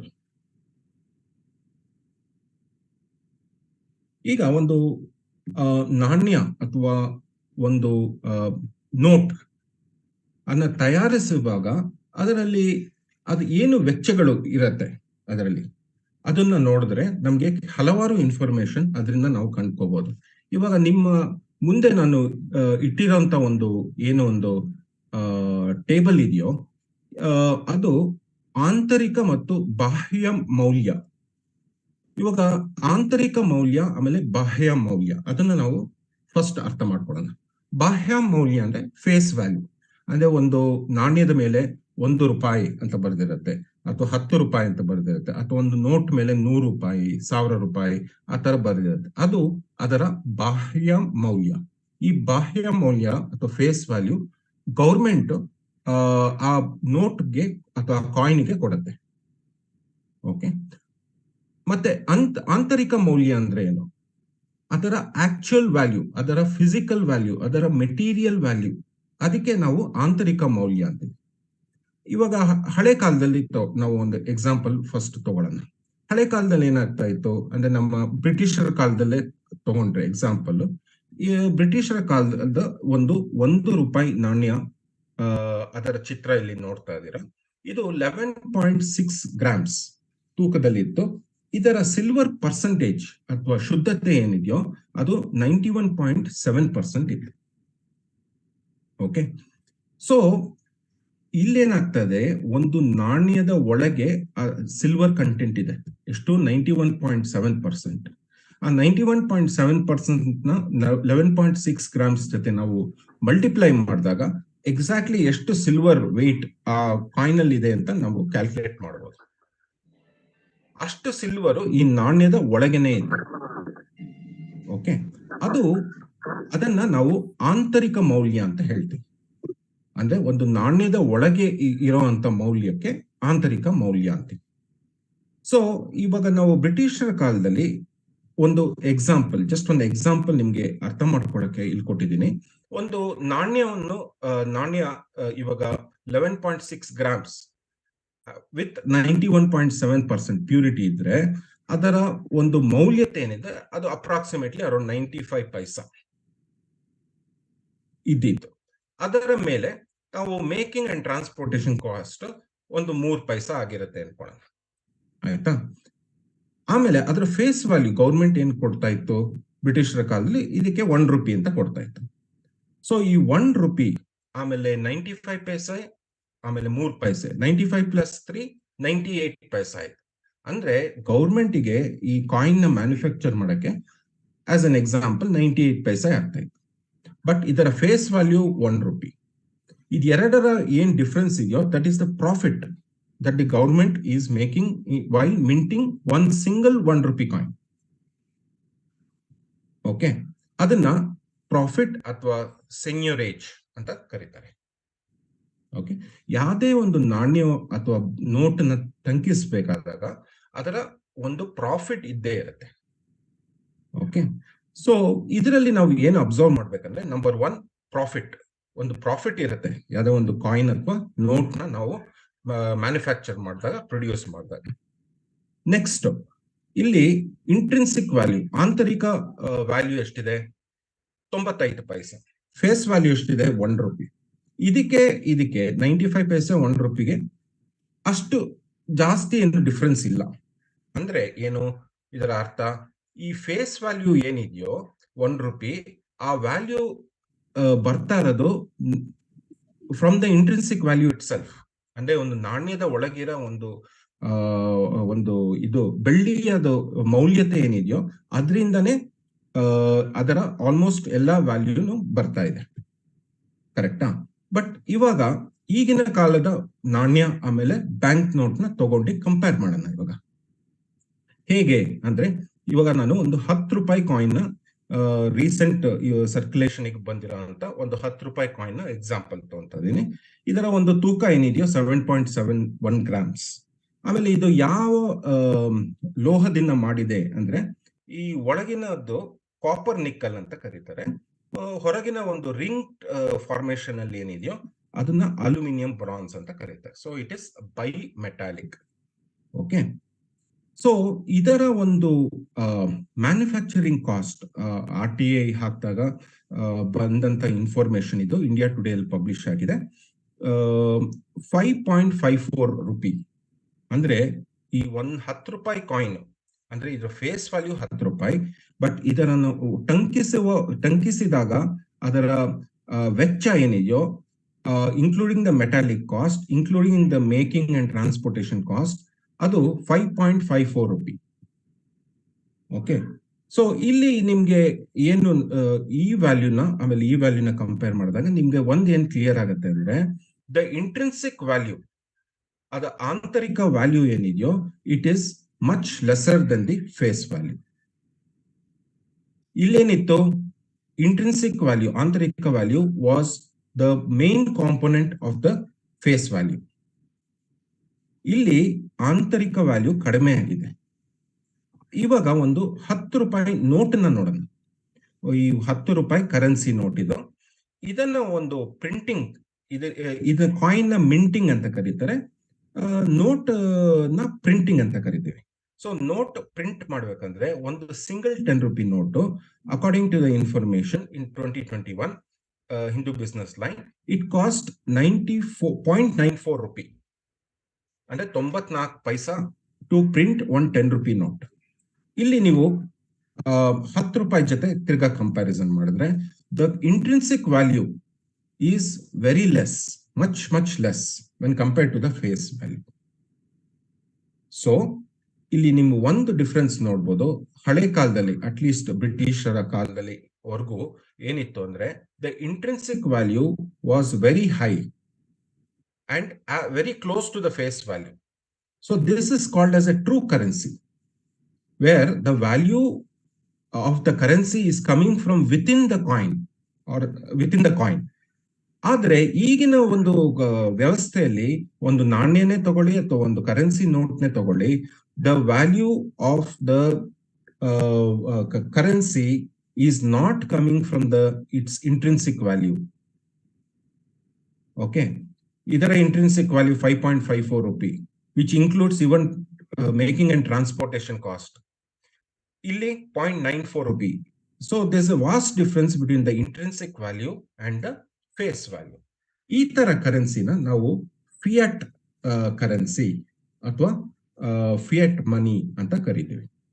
So that is the difference between the coins or the currency of the past and the currency of modern times, that is today. ಇವಾಗ ಈ information ನಮ್ಗೆ ತುಂಬಾ important ಆಗುತ್ತೆ, ಯಾಕೆಂದ್ರೆ ಇದರಿಂದ ನಾವು ಹಲವಾರು ಬೇರೆ ಇನ್ಫಾರ್ಮೇಶನ್ ಗಳನ್ನ ನಾವು ಡಿರೈವ್ ಮಾಡಬಹುದು. ಓಕೆ, ಅದು ಈ ಟೇಬಲ್ಗೆ ನಾನು ತಿರ್ಗಾ ವಾಪಸ್ ಬರ್ತೀನಿ. ಇವಾಗ ಸ್ವಲ್ಪ ಮುಂದೆ ಹೋಗೋಣ. ಇವಾಗ ನಿಮ್ಗೆ ಇನ್ನೂ ಸ್ವಲ್ಪ ಮಾಹಿತಿ ಕೊಡ್ಬೇಕಂದ್ರೆ, ಕಾಯಿನ್ಸ್ ಮಿಂಟಿಂಗ್ ಇದರಲ್ಲಿ ₹1 ಕಾಯಿನ್ ಮಿಂಟ್ ಮಾಡ್ಬೇಕಂದ್ರೆ 2018 ಡೇಟಾ ಪ್ರಕಾರ it used to take ₹1 11 paisa. ಅಂದ್ರೆ it used to take a little bit more money. Government used to spend more than ₹1 to mint ₹1 coin. Okay, ಅದೇ ₹2 coin it used to work out for the government. It takes ₹1 28 paisa. ₹5 coin it takes ₹3 69 paisa, and ₹10 coin it takes ₹5 54 paisa. So this is the data about minting of coins. Now let us come to printing of banknotes. So printing of banknotes according to 2021 data, ₹10 note print ಮಾಡ್ಬೇಕಂದ್ರೆ 94 ಪೈಸಾ ಖರ್ಚಾಗ್ತಾ ಇದೆ. ಆಮೇಲೆ ಅದೇ ₹500 note print ಮಾಡ್ಬೇಕಂದ್ರೆ ₹2.65 ಖರ್ಚಾಗ್ತಾ ಇದೆ. Okay, so ಈ ತರ ನಾವು ನೋಡ್ಬೋದು. This is all fiat currency. ಇವತ್ತಿನ ಕರೆನ್ಸಿ ನಾವು ಫಿಯಟ್ ಕರೆನ್ಸಿ ಅಂತೀವಿ.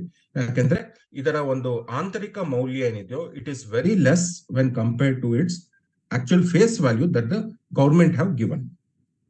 ಹಾಗಾದ್ರೆ ನೆಕ್ಸ್ಟ್ ಪ್ರಶ್ನೆ, ನಾವು ಯಾಕೆ ಅದು ಫೇಸ್ ವ್ಯಾಲ್ಯೂನ ನಾವು ಅಕ್ಸೆಪ್ಟ್ ಮಾಡ್ಕೊಂತೀವಿ?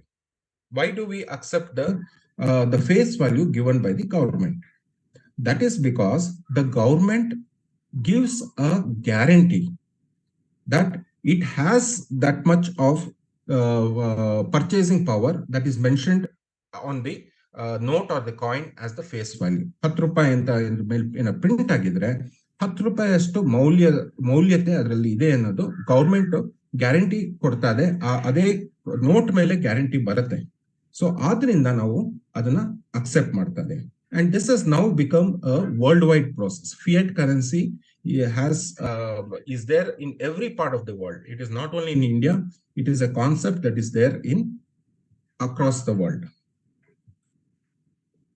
Okay. So ಇವಾಗ ಈ ಟೇಬಲ್ ನಾವು ನೋಡಿದ್ವಲ್ಲ, ಇದರಿಂದ ನಾವು ಇನ್ನ ಏನೇನ್ ಮಾಹಿತಿಗಳನ್ನ ನಾವು ಏನೇನ್ ಮಾಹಿತಿಗಳನ್ನ ಪಡೆಯಬಹುದು ಅಂದ್ರೆ, number 1, now normally there is a seigniorage or a profit involved. Hence coin minting and note printing is always a state activity. ಅಂದ್ರೆ ಒಂದು ಕಾಯಿನ್ ನ ಮಿಂಟ್ ಮಾಡೋದು ಅಥವಾ ಒಂದು ನೋಟ್ ನ ಪ್ರಿಂಟ್ ಮಾಡೋದು, it is always controlled by the state, always controlled by the government. Why? Because there is a profit involved, and this is a process that has been happening since ages, since the earliest coins of the Indian subcontinent. The coin minting has always been a state activity. Okay, it is giving a profit. Automatically it will become a state activity. ಕೆಲವು ಒಂದು ಕಾಲಘಟ್ಟದಲ್ಲಿ ಅಂದ್ರೆ ನಮ್ಮ ಮುಘಲ್ ಕಾಲದಲ್ಲಿ ಏನ್ ಮಾಡ್ತಾ ಇದ್ರು, ಅವರು ಕರೆನ್ಸಿ ಫಾರ್ಮಿಂಗ್ ಅಂತ ಮಾಡ್ತಾರೆ. ಈ ಕರೆನ್ಸಿ ಫಾರ್ಮಿಂಗ್ ಅಂದ್ರೆ ಏನು?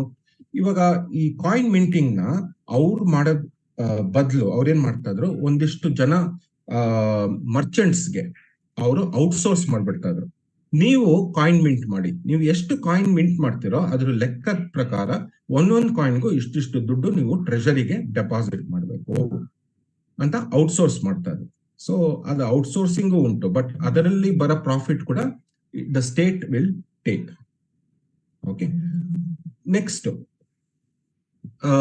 ಎರಡನೇ ಒಂದು ಮಾಹಿತಿ ನಾವು ಏನು ಇದ್ ಮಾಡ್ಬೋದು ಅಂದ್ರೆ, ಕಾಲ ಹೋಗ್ತಾ ಇರೋಂಗೆ ಏನಾಗುತ್ತೆ, ದೇರ್ ಇಸ್ ಇನ್ಫ್ಲೇಷನ್. ಇನ್ಫ್ಲೇಷನ್ ಅಂದ್ರೆ ಏನು? ದ ಪ್ರೈಸ್, ಏನೇ ಒಂದು ವಸ್ತುವಿನ ಒಂದು ಮೌಲ್ಯತೆ ಏನಿದೆಯೋ ಅದು ಆಟೋಮೆಟಿಕ್ ಆಗಿ ಇನ್ಕ್ರೀಸ್ ಆಗ್ತದೆ. ಅದು ಒಂದು ತರಕಾರಿ ಇರ್ಬೋದು ಅಥವಾ ಒಂದು ಏನೋ ಒಂದು ವಸ್ತು ಇರ್ಬೋದು, ಡ್ರೆಸ್ ಇರ್ಬೋದು. ಸೊ ಇದು ನಾವು ನಾರ್ಮಲಿ ನೋಡೋ ಅಂತದ್ದು. And inflation is a normal process. It is a normal process. Okay, normally ಒಂದು 3% 4% ಇನ್ಫ್ಲೇಷನ್ ಗವರ್ಮೆಂಟ್ ಹೇಳುತ್ತೆ. 4% is acceptable, 5% is acceptable. So it is a healthy growth ಅಂತ ಹೇಳುತ್ತೆ. So a normal inflation is a healthy growth. A normal inflation is a healthy growth. ಅದರಿಂದ ನಮ್ಮ salaries increase ಆಗ್ತಾ ಇರುತ್ತೆ, cost of living ಕೂಡ increase ಆಗ್ತಾ ಇರುತ್ತೆ. So it's a normal process. ಇವಾಗ ಏನಾಗುತ್ತೆ, ಈ ಇನ್ಫ್ಲೇಷನ್ ಆಗ್ತಾ ಏನಾಗುತ್ತೆ, ಇವಾಗ ಒಂದು ಕಾಯಿನ್ ನಾವು 1980 ಅಥವಾ 90 ಮಿಂಟ್ ಮಾಡಿರ್ತಾರೆ. ಒಂದು ₹2 ಕಾಯಿನ್ ಅನ್ಕೊಳ್ಳೋಣ. ಅದರಲ್ಲಿ ಮ್ಯಾಪಿನ ಚಿತ್ರ, ಭಾರತದ ಮ್ಯಾಪಿನ ನಕ್ಷೆ ಇದೆ. ಸೊ ಆ ಕಾಯಿನ್ ನ ತಗೊಳ್ಳಿ. ಸೊ ಅದು 1980 ಅಥವಾ 1990 ಮಿಂಟ್ ಮಾಡಿದ್ದಾರೆ. ಆ 1990 ಏನಾಗಿತ್ತು, ಅವ್ರು ಮಿಂಟ್ ಮಾಡಿದಾಗ ಏನಾಗಿತ್ತು, ಸಿಚುವೇಶನ್ ಈ ತರ ಇತ್ತು. ಏನು ಸಿಚುವೇಶನ್? ಆ ಇಂಟ್ರಿನ್ಸಿಕ್ ವ್ಯಾಲ್ಯೂ ತುಂಬಾ ಕಡಿಮೆ ಇತ್ತು, ಫೇಸ್ ವ್ಯಾಲ್ಯೂ ₹2 ಇತ್ತು. ಸೊ ಅದರಿಂದ ಇಂಟ್ರಿನ್ಸಿಕ್ ವ್ಯಾಲ್ಯೂ ಅಂದ್ರೆ ಏನು? ಆ ಮೆಟಾಲಿಕ್ ವ್ಯಾಲ್ಯೂ, ಆ ₹2 ಮಾಡೋಕೆ ಏನ್ ಮೆಟಲ್ ಬೇಕೋ ಅದರ ಒಂದು ಮೌಲ್ಯತೆ, ಅದನ್ನ ಇಂಟ್ರಿನ್ಸಿಕ್ ವ್ಯಾಲ್ಯೂ ಅಲ್ವಾ? So that intrinsic value was quite less when compared to the face value. And that is how things start. It is a normal process. But ಬರ್ತಾ ಏನಾಯ್ತು, ಇನ್ಫ್ಲೇಷನ್ ಜಾಸ್ತಿ ಆಯ್ತು. ಇನ್ಫ್ಲೇಷನ್ ಜಾಸ್ತಿ ಆದ್ರೆ ಏನಾಗುತ್ತೆ, cost of everything increases. So with in 20 years, 30 years, 40 years, ಇವಾಗ ಏನಾಗಿದೆ, the intrinsic value of the ₹2 coin has probably exceeded the face value of ₹2. Why? Because the cost of metals have increased. ಅವಾಗ ಏನಾಗುತ್ತೆ, normal process ಅಲ್ಲಿ ಈ ತರ ಆದಾಗ ಏನಾಗುತ್ತೆ, ಜನರು ಏನ್ ಮಾಡ್ತಾರೆ, ದೇ ವಿಲ್ ಸ್ಟಾರ್ಟ್ ಹೋಲ್ಡಿಂಗ್. ಅಂದ್ರೆ ಈ ತರ ಕಾಯಿನ್ಸ್ ನ ಅವರು ಹೋಲ್ಡ್ ಮಾಡ್ತಾರೆ. ಯಾಕೆಂದ್ರೆ ಅದರ ಒಂದು ವ್ಯಾಲ್ಯೂ ಏನಿದೆಯೋ ಅದು ₹2 ಜಾಸ್ತಿ ಅಲ್ವಾ? ಆದ್ರಿಂದ ಆಟೋಮೆಟಿಕ್ ಆಗಿ such coins will go out of circulation. It is a normal market process. The market will deal with it that way. How they will hold the coins. It should not be melted. Melting of coins is against the law. But maybe in some countries, even that might be happening. They might be even melting the coins to extract the metallic value. So that is the process that happens over time. So government ಏನ್ ಮಾಡುತ್ತೆ? Government ಏನ್ ಮಾಡುತ್ತೆ ಅಂದ್ರೆ ಇದನ್ನೆಲ್ಲ monitor ಮಾಡ್ತಾ ಇರುತ್ತೆ. So ಅವಾಗ before this happens, ಈ ಸ್ಟೇಜ್ ನ ರೀಚ್ ಮಾಡೋಕ್ಕಿಂತ ಮುಂಚೆ ಗೌರ್ಮೆಂಟ್ ಏನ್ ಮಾಡ್ಬಿಡುತ್ತೆ, ಅದ ಒಂದು ₹2 ಕಾಯಿನ್ ಏನಾಗಿದೆ, ಅದು ಕ್ಯುಪ್ರೋನಿಕಲ್ ಅಲ್ಲಿ ಮಾಡಿರ್ತಾರೆ 1990. ಅವ್ರು ಗೌರ್ಮೆಂಟ್ ಇವಾಗ ಏನ್ ಡಿಸಿಷನ್ ತಗೊಳುತ್ತೆ, ಕ್ಯುಪ್ರೋನಿಕಲ್ ನಾನು ₹2 ಕಾಯಿನ್ ಇವಾಗ ಕ್ಯುಪ್ರೋನಿಕಲ್ ಅಲ್ಲೇ ಮಾಡ್ತಾ ಹೋದ್ರೆ ಏನಾಗುತ್ತೆ, ನಂಗೆ ₹2 ಜಾಸ್ತಿ ಖರ್ಚಾಗತ್ತೆ. ಸೊ ಅವ್ರೇನ್ ಮಾಡ್ತಾರೆ, ಸೈಜ್ ಚಿಕ್ಕದ್ ಮಾಡ್ತಾರೆ. ಗೌರ್ಮೆಂಟ್ ಅವರು ಸೈಜ್ ಚಿಕ್ಕದ್ ಮಾಡಿದ್ರೆ ಏನಾಗುತ್ತೆ, ಅದರ ಇಂಟ್ರಿನ್ಸಿಕ್ ವ್ಯಾಲ್ಯೂ ಕಡಿಮೆ ಆಗುತ್ತೆ. ಅಥವಾ they might even change the metal. ಇಲ್ಲ, ನಾನು ಸ್ಟೇನ್ಲೆಸ್ ಸ್ಟೀಲ್ ಅಲ್ಲಿ ಮಾಡಕ್ ಶುರು ಮಾಡ್ತೀನಿ ಅಂತ they might start doing in stainless steel. That is exactly what is happening. ನಮ್ಮ ಇದು ನೀವು ನೋಡಿದ್ರೆ 1990 ಕಾಯಿನ್ ಕ್ಯುಪ್ರೋನಿಕಲ್ ಅಲ್ಲಿ ಇರುತ್ತೆ. ಇವಾಗ ನಾವು ಸ್ಟೇನ್ಲೆಸ್ ಸ್ಟೀಲ್ ₹2 ಕಾಯಿನ್ ಯೂಸ್ ಮಾಡ್ತಾ ಇದ್ವಿ. That is all because of inflation. But ಇವಾಗ ಅದನ್ನೇ ಒಂದು ಸ್ಟೆಪ್ ಮುಂದೆ ನಾವು ತಗೊಂಡೋದ್ರೆ, ಇವಾಗ ಯಾಕೆ ನಾವು 25 ಪೈಸನ ಡಿಕಮಿಷನ್ ಮಾಡಿದ್ರು ಗೌರ್ಮೆಂಟ್ ಅವರು? Government gave one gazetteer order saying that to 25 paisa is no longer a legal tender. ಅವರೇ ಮಿಂಟ್ ಮಾಡಿರೋಂತ ಒಂದು ಕಾಯಿನ್ ನ ಅವರೇ they are telling it is not a legal tender. Why? Because the cost of minting a new 25 paisa coin is prohibitive. ಇವಾಗ ಒಂದು coin ನ size to some extent you can decrease. It cannot become very, very small also. And you can bring it to stainless steel. Stainless steel kinta inna cheaper metal illa nimge. So when it reaches that final stage, they have to announce that illa this denomination is no longer a legal tender. So that is why as of today 10 paisa, 5 paisa, 20 paisa, 25 paisa are not legal tenders, and they are no longer minted by the government because it is not feasible anymore. ಇವಾಗ according to the current situation 50 paisa is still a legal tender. ಅಂದ್ರೆ 50 paisa coins it is still the legal tender. ನಾವು ಅದನ್ನ accept ಮಾಡ್ಬೇಕಾಗತ್ತೆ. But market is always one step ahead of the government. Market ಅಲ್ಲಿ ಏನ್ ಮಾಡಿದ್ದಾರೆ, nobody is accepting 50 paisa coin because they know that sooner or later that is going to become a decommissioned denomination. Hagagi this is how the market responds, and the government and the market, how it works in tandem. ಅನ್ನಕ್ಕೆ ಕೂಡ ಇದು ಒಂದು ಒಳ್ಳೆ ಉದಾಹರಣೆ.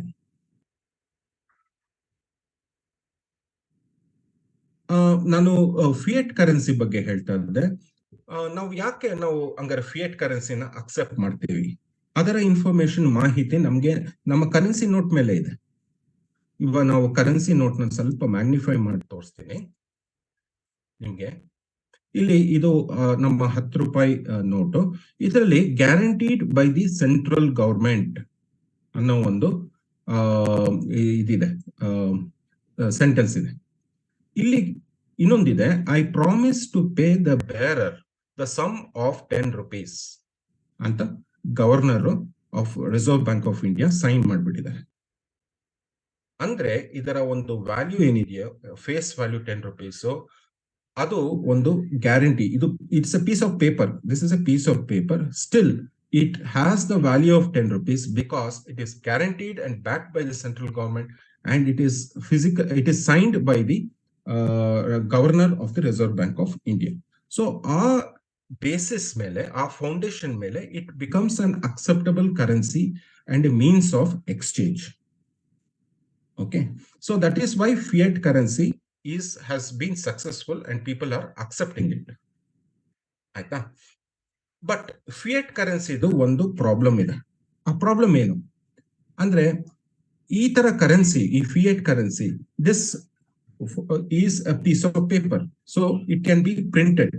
So when it is printed, ಏನಾಗುತ್ತೆ ಅಂದ್ರೆ, in some governments they might be a situation that it is printed. See, government to do its nation building activity, it requires money. Okay, so this is a good way of making money. You print money how much ever is required for to meet your obligations. So when you start printing money uncontrollably, that process is called hyperinflation. Na helde inflation in a particular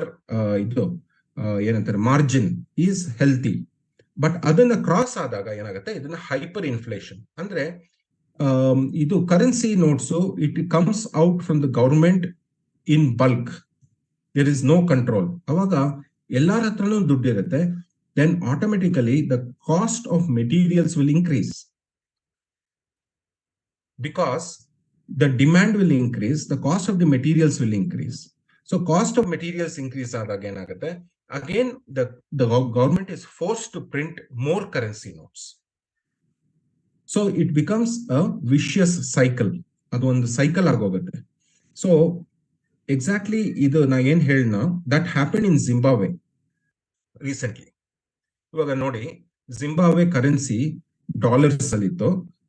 ಅವ್ರೇನ್ ಮಾಡಿದ್ರು, ಈ hyper ಕರೆನ್ಸಿಯಲ್ಲಿ enter ಆದ್ರು. Hyper currency enter ಆದಾಗ ಅವ್ರು ಏನ್ ಮಾಡಿದ್ರು, they started printing very high denomination currency notes. For example, ಇದು $1 million. $1 million actually ನೋಡಕ್ ಹೋದ್ರೆ it is a very very very high value. But the thing is, the purchasing power of this $1 million had decreased drastically because of the hyperinflation. ಅದಾದ್ಮೇಲೆ ಏನಾಯ್ತು, ಇನ್ನೂ ಅದು process continue ಆಗಿ they started printing currency notes with a denomination of $20 billion. Of course, this is not US dollar. US dollar ಬೇರೆ, Zimbabwe dollar ಬೇರೆ, correct. But ಈ ಇದು hyper inflation ಹೇಗೆ ಕೆಲಸ ಮಾಡತ್ತೆ ಅಂತ ಹೇಳ್ತಾ ಇದೀನಿ. ಇವಾಗ ಅದಾದ್ಮೇಲೆ ಇನ್ನೂ ಹಂಗೆ ಕಂಟಿನ್ಯೂ ಆಗಿ $100 trillion ಅಂತ ನೋಟ್ ಪ್ರಿಂಟ್ ಮಾಡಕ್ ಶುರು ಮಾಡುದು. ಅಂದ್ರೆ ದೇರ್ ಇಸ್ ಇದು no value for such notes ಅನ್ನೋ ಒಂದು ಪ್ರೋಸೆಸ್ ಅನ್ನೋ ಸ್ಟೇಜಿಗೆ ಬಂತು. So this is called hyper inflation. So ಈ ಹೈಪರ್ ಇನ್ಫ್ಲೇಷನ್ ಎಂಟರ್ ಆಗದೆ ಇರೋಕ್ಕೆ RBI, in our country, RBI is called as a central bank. So RBI takes steps to ensure that while we are printing the notes, which is very much required, we do not enter the hyperinflation mode. Adanna control ಮಾಡಕ್ಕೆ, checks ಮಾಡಕ್ಕೆ RBI has got several processes in place. ಆಮೇಲೆ ಇನ್ನೂ ಒಂದು interesting ಮಾಹಿತಿ ನಿಮ್ ಜೊತೆ share ಮಾಡಬೇಕು.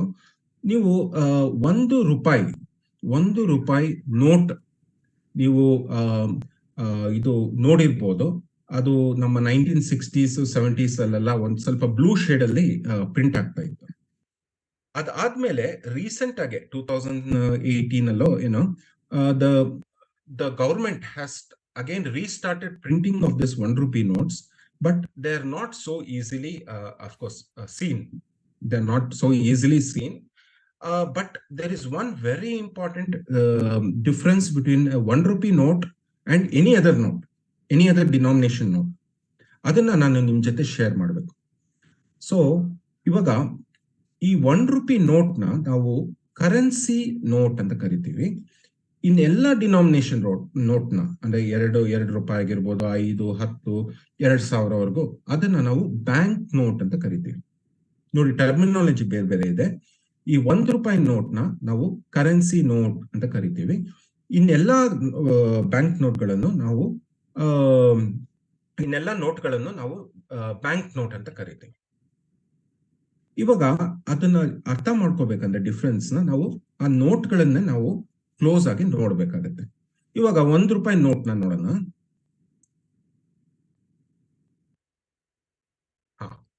ಇಲ್ಲಿ ನಮ್ಗೆ ಗೌರ್ಮೆಂಟ್ ಆಫ್ ಇಂಡಿಯಾ ಅಂತ ಇದೆ, ಸರಿ.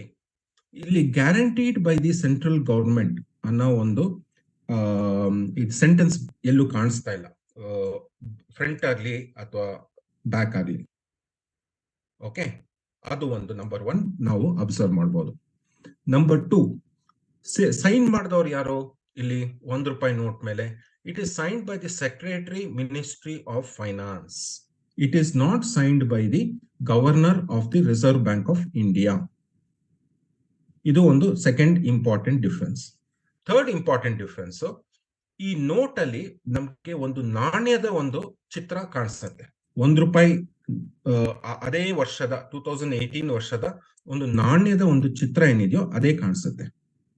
ಓಕೆ, ಸೊ ಇದೆಲ್ಲ ಒಂಥರ it is different from the other note that we saw till now. 10 ರೂಪಾಯಿ ನೋಟ್ ಇಲ್ಲಿ ತಿರ್ಗಾ ಅದನ್ನ ನಿಮ್ಗೆ ಎಕ್ಸಾಂಪಲ್ ಕೊಡ್ತೀನಿ. ಈ 10 ರೂಪಾಯಿ ಅಥವಾ 2 ರೂಪಾಯಿ ನೋಟ್ ತಗೊಳ್ಳೋಣ. This is a note which is printed by the which says Reserve Bank of India. It doesn't say Government of India. It says Reserve Bank of India, and it says I promise to pay the bearer the sum of 2 rupees. ಅಂದ್ರೆ ಇದನ್ನ reserve bank ಅಲ್ಲಿ produce ಮಾಡಿದಾಗ ಅವರು 2 ರೂಪಾಯಿ ಕೊಡ್ತಾರಂತೆ ಅನ್ನೋ ಒಂದು ಮಾಹಿತಿ ಇಲ್ಲಿ ಕೊಡುತ್ತೆ. ಆಮೇಲೆ 3ನೇದು, ಇಲ್ಲಿ signed by the governor of the C Rangarajan of the reserve bank, governor of the reserve bank. So ಇದು ಎರಡರ ಒಂದು ಏನು ಡಿಫರೆನ್ಸ್ ಇದೆಯೋ, this note, 1 rupee note, is issued by the Ministry of Finance. 2 rupee and all other higher denomination notes are issued by the Reserve Bank of India. This has been happening since the time of the British. So what is the difference? This 1 rupee note does not have any pay guarantee. It does not say I guarantee to pay, because that 1 rupee note is actually a true currency. It is called as a currency note. It is the real true currency of the nation. Okay, whereas 2 rupee, 5 rupee and all are promised to pay. ಅಂದ್ರೆ ಇದನ್ನ ನಾವು RBI ಹೋಗಿ produce ಮಾಡಿದಾಗ ಅವರು 2 ರೂಪಾಯಿಗೆ 2 ರೂಪಾಯಿ coins ಕೊಡ್ಬೋದು, ಅಥವಾ ಈ ತರ 2 1 ರೂಪಾಯಿ ನೋಟ್ಸ್ ಕೊಡ್ಬೋದು. ಸೊ ದಿಸ್ ಕರೆನ್ಸಿ ನೋಟ್, 1 ರೂಪಾಯಿ note, is equivalent to your 1 rupee coin itself. ಆದ್ರಿಂದನೇ ಇದು ಚಿತ್ರ ಇದೆ ನೋಡಿ, 1 ರೂಪಾಯಿ coin. This is the true note currency of the country. All this are promised to pay. So that is the main difference. That is why 1 rupee note is called as a currency note, and 2 and all other higher denomination notes are called as the bank notes. 1 rupee note is printed by the government of India. 2 rupee and higher denominations are printed by the Reserve Bank of India. Okay. ಇವಾಗ ಈ coins ಆಮೇಲೆ notes ನಮ್ಮ ದೇಶದಲ್ಲಿ ಎಲ್ಲಿ manufacture ಆಗುತ್ತೆ ಅಥವಾ ಎಲ್ಲಿ print ಆಗುತ್ತೆ ಅಂದ್ರೆ, the republic of India coins are mostly minted from 4 places. 4 ಜಾಗದಲ್ಲಿ ಮಿಂಟ್ ಆಗುತ್ತೆ. ಒಂದು ಮುಂಬೈ, ಇನ್ನೊಂದು ಕೋಲ್ಕತಾ, 3ನೇದು ಹೈದರಾಬಾದ್, 4ನೇದು Noida. Noida is the most recent, 1988 ಅಲ್ಲಿ ಶುರುವಾಗಿದ್ದು. Kolkata is the most earliest. ಅದು ಬ್ರಿಟಿಷರ ಕಾಲದಿಂದನೇ ಶುರುವಾಯಿತು. ಮೇಡಮ್, ಟೈಮ್ ವೈಸ್ ನಾವು ಹೇಗೆ ಮಾಡ್ತಾ ಇದೀವಿ ಪರವಾಗಿಲ್ವಾ? ಮಾತಾಡಿ ಸರ್. ಓಕೆ, 1 ಅವರ್ ಆಗಿರ್ಬೇಕು ಅನ್ಸುತ್ತೆ. ಓಕೆ, ಇಲ್ಲ, ಇನ್ನು 35 ನಿಮಿಷ, 55 ಮಿನಿಟ್ಸ್ ಆಯ್ತು. ಓಕೆ ಮೇಡಮ್, ಇನ್ನು ಒಂದು 10-15 ಮಿನಿಟ್ಸ್ ಕಂಟಿನ್ಯೂ ಮಾಡ್ಬೋದು. Okay, thank you. ಸೊ ಈ ಕಾಯಿನ್ಸ್ ಅನ್ನೋದು it is minted only from 4 places in the country: Mumbai, Kolkata, Hyderabad and Noida. However, ಒಂದು ಕಾಲದಲ್ಲಿ ಅಂದ್ರೆ 1990s ಅಲ್ಲಿ they were also outsourced to some foreign mints. So ಇದು ಲಿಸ್ಟ್ ನಿಮ್ ಮುಂದೆ ಇದೆ. These are all the foreign mints where at some point of time in the past the coins were outsourced for minting. ಅಂದ್ರೆ ಅಲ್ಲಿ coins mint ಆಗಿ ನಮ್ಗೆ ಇಂಡಿಯಾಗೆ ವಾಪಸ್ ಬರ್ತಾ ಇತ್ತು. And of course it is to be on the payment basis. ಅಷ್ಟಕ್ಕೆ ಒಂದಿಷ್ಟು ದುಡ್ಡು ಕೊಟ್ಟಿದ್ರೆ ಗೌರ್ಮೆಂಟ್ ಅವರು ಮಿಂಟ್ ಮಾಡಿ ಕಳಿಸ್ತಾ ಇದ್ರು.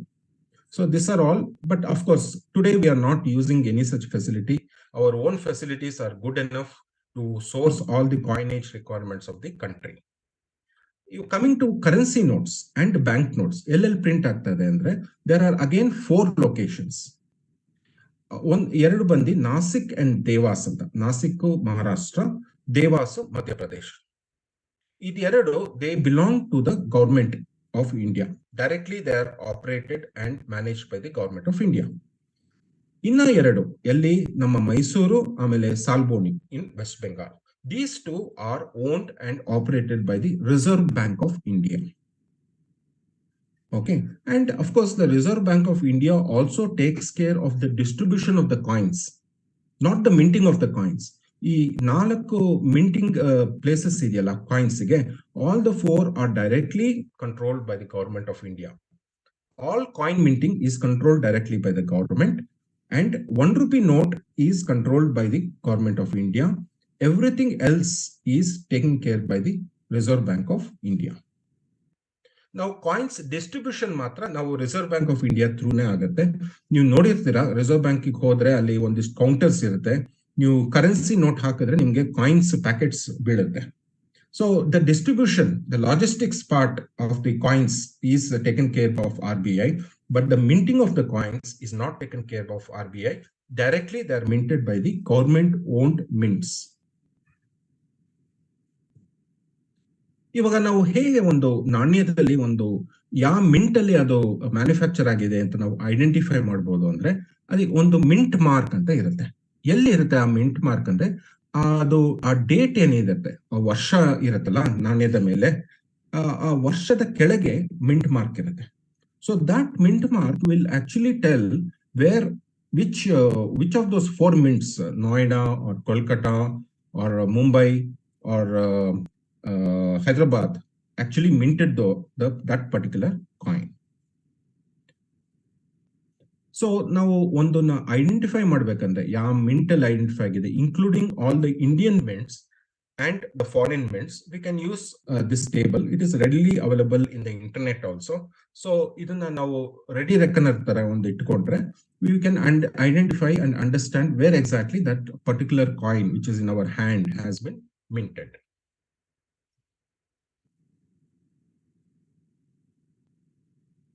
No mint, ಅಕಸ್ಮಾತ್ ವರ್ಷದ ಆ ವರ್ಷ ಇದೆ, ಇಯರ್ ಕೆಳಗಡೆ ಏನು ಮಾರ್ಕೆ ಇರಲಿಲ್ಲ ಅಂದ್ರೆ, then it has been minted at Kolkata. Kolkata was the first mint ಆದ್ರಿಂದ ಅದಕ್ಕೆ there is no mint mark. All other mints came subsequently. ಆದ್ರಿಂದ ಅದಕ್ಕೆಲ್ಲ ಒಂದೊಂದು ಮಿಂಟ್ ಮಾರ್ಕ್ ಅಂತ ಅಲೋಕೇಶನ್ ಶುರು ಆಯ್ತು.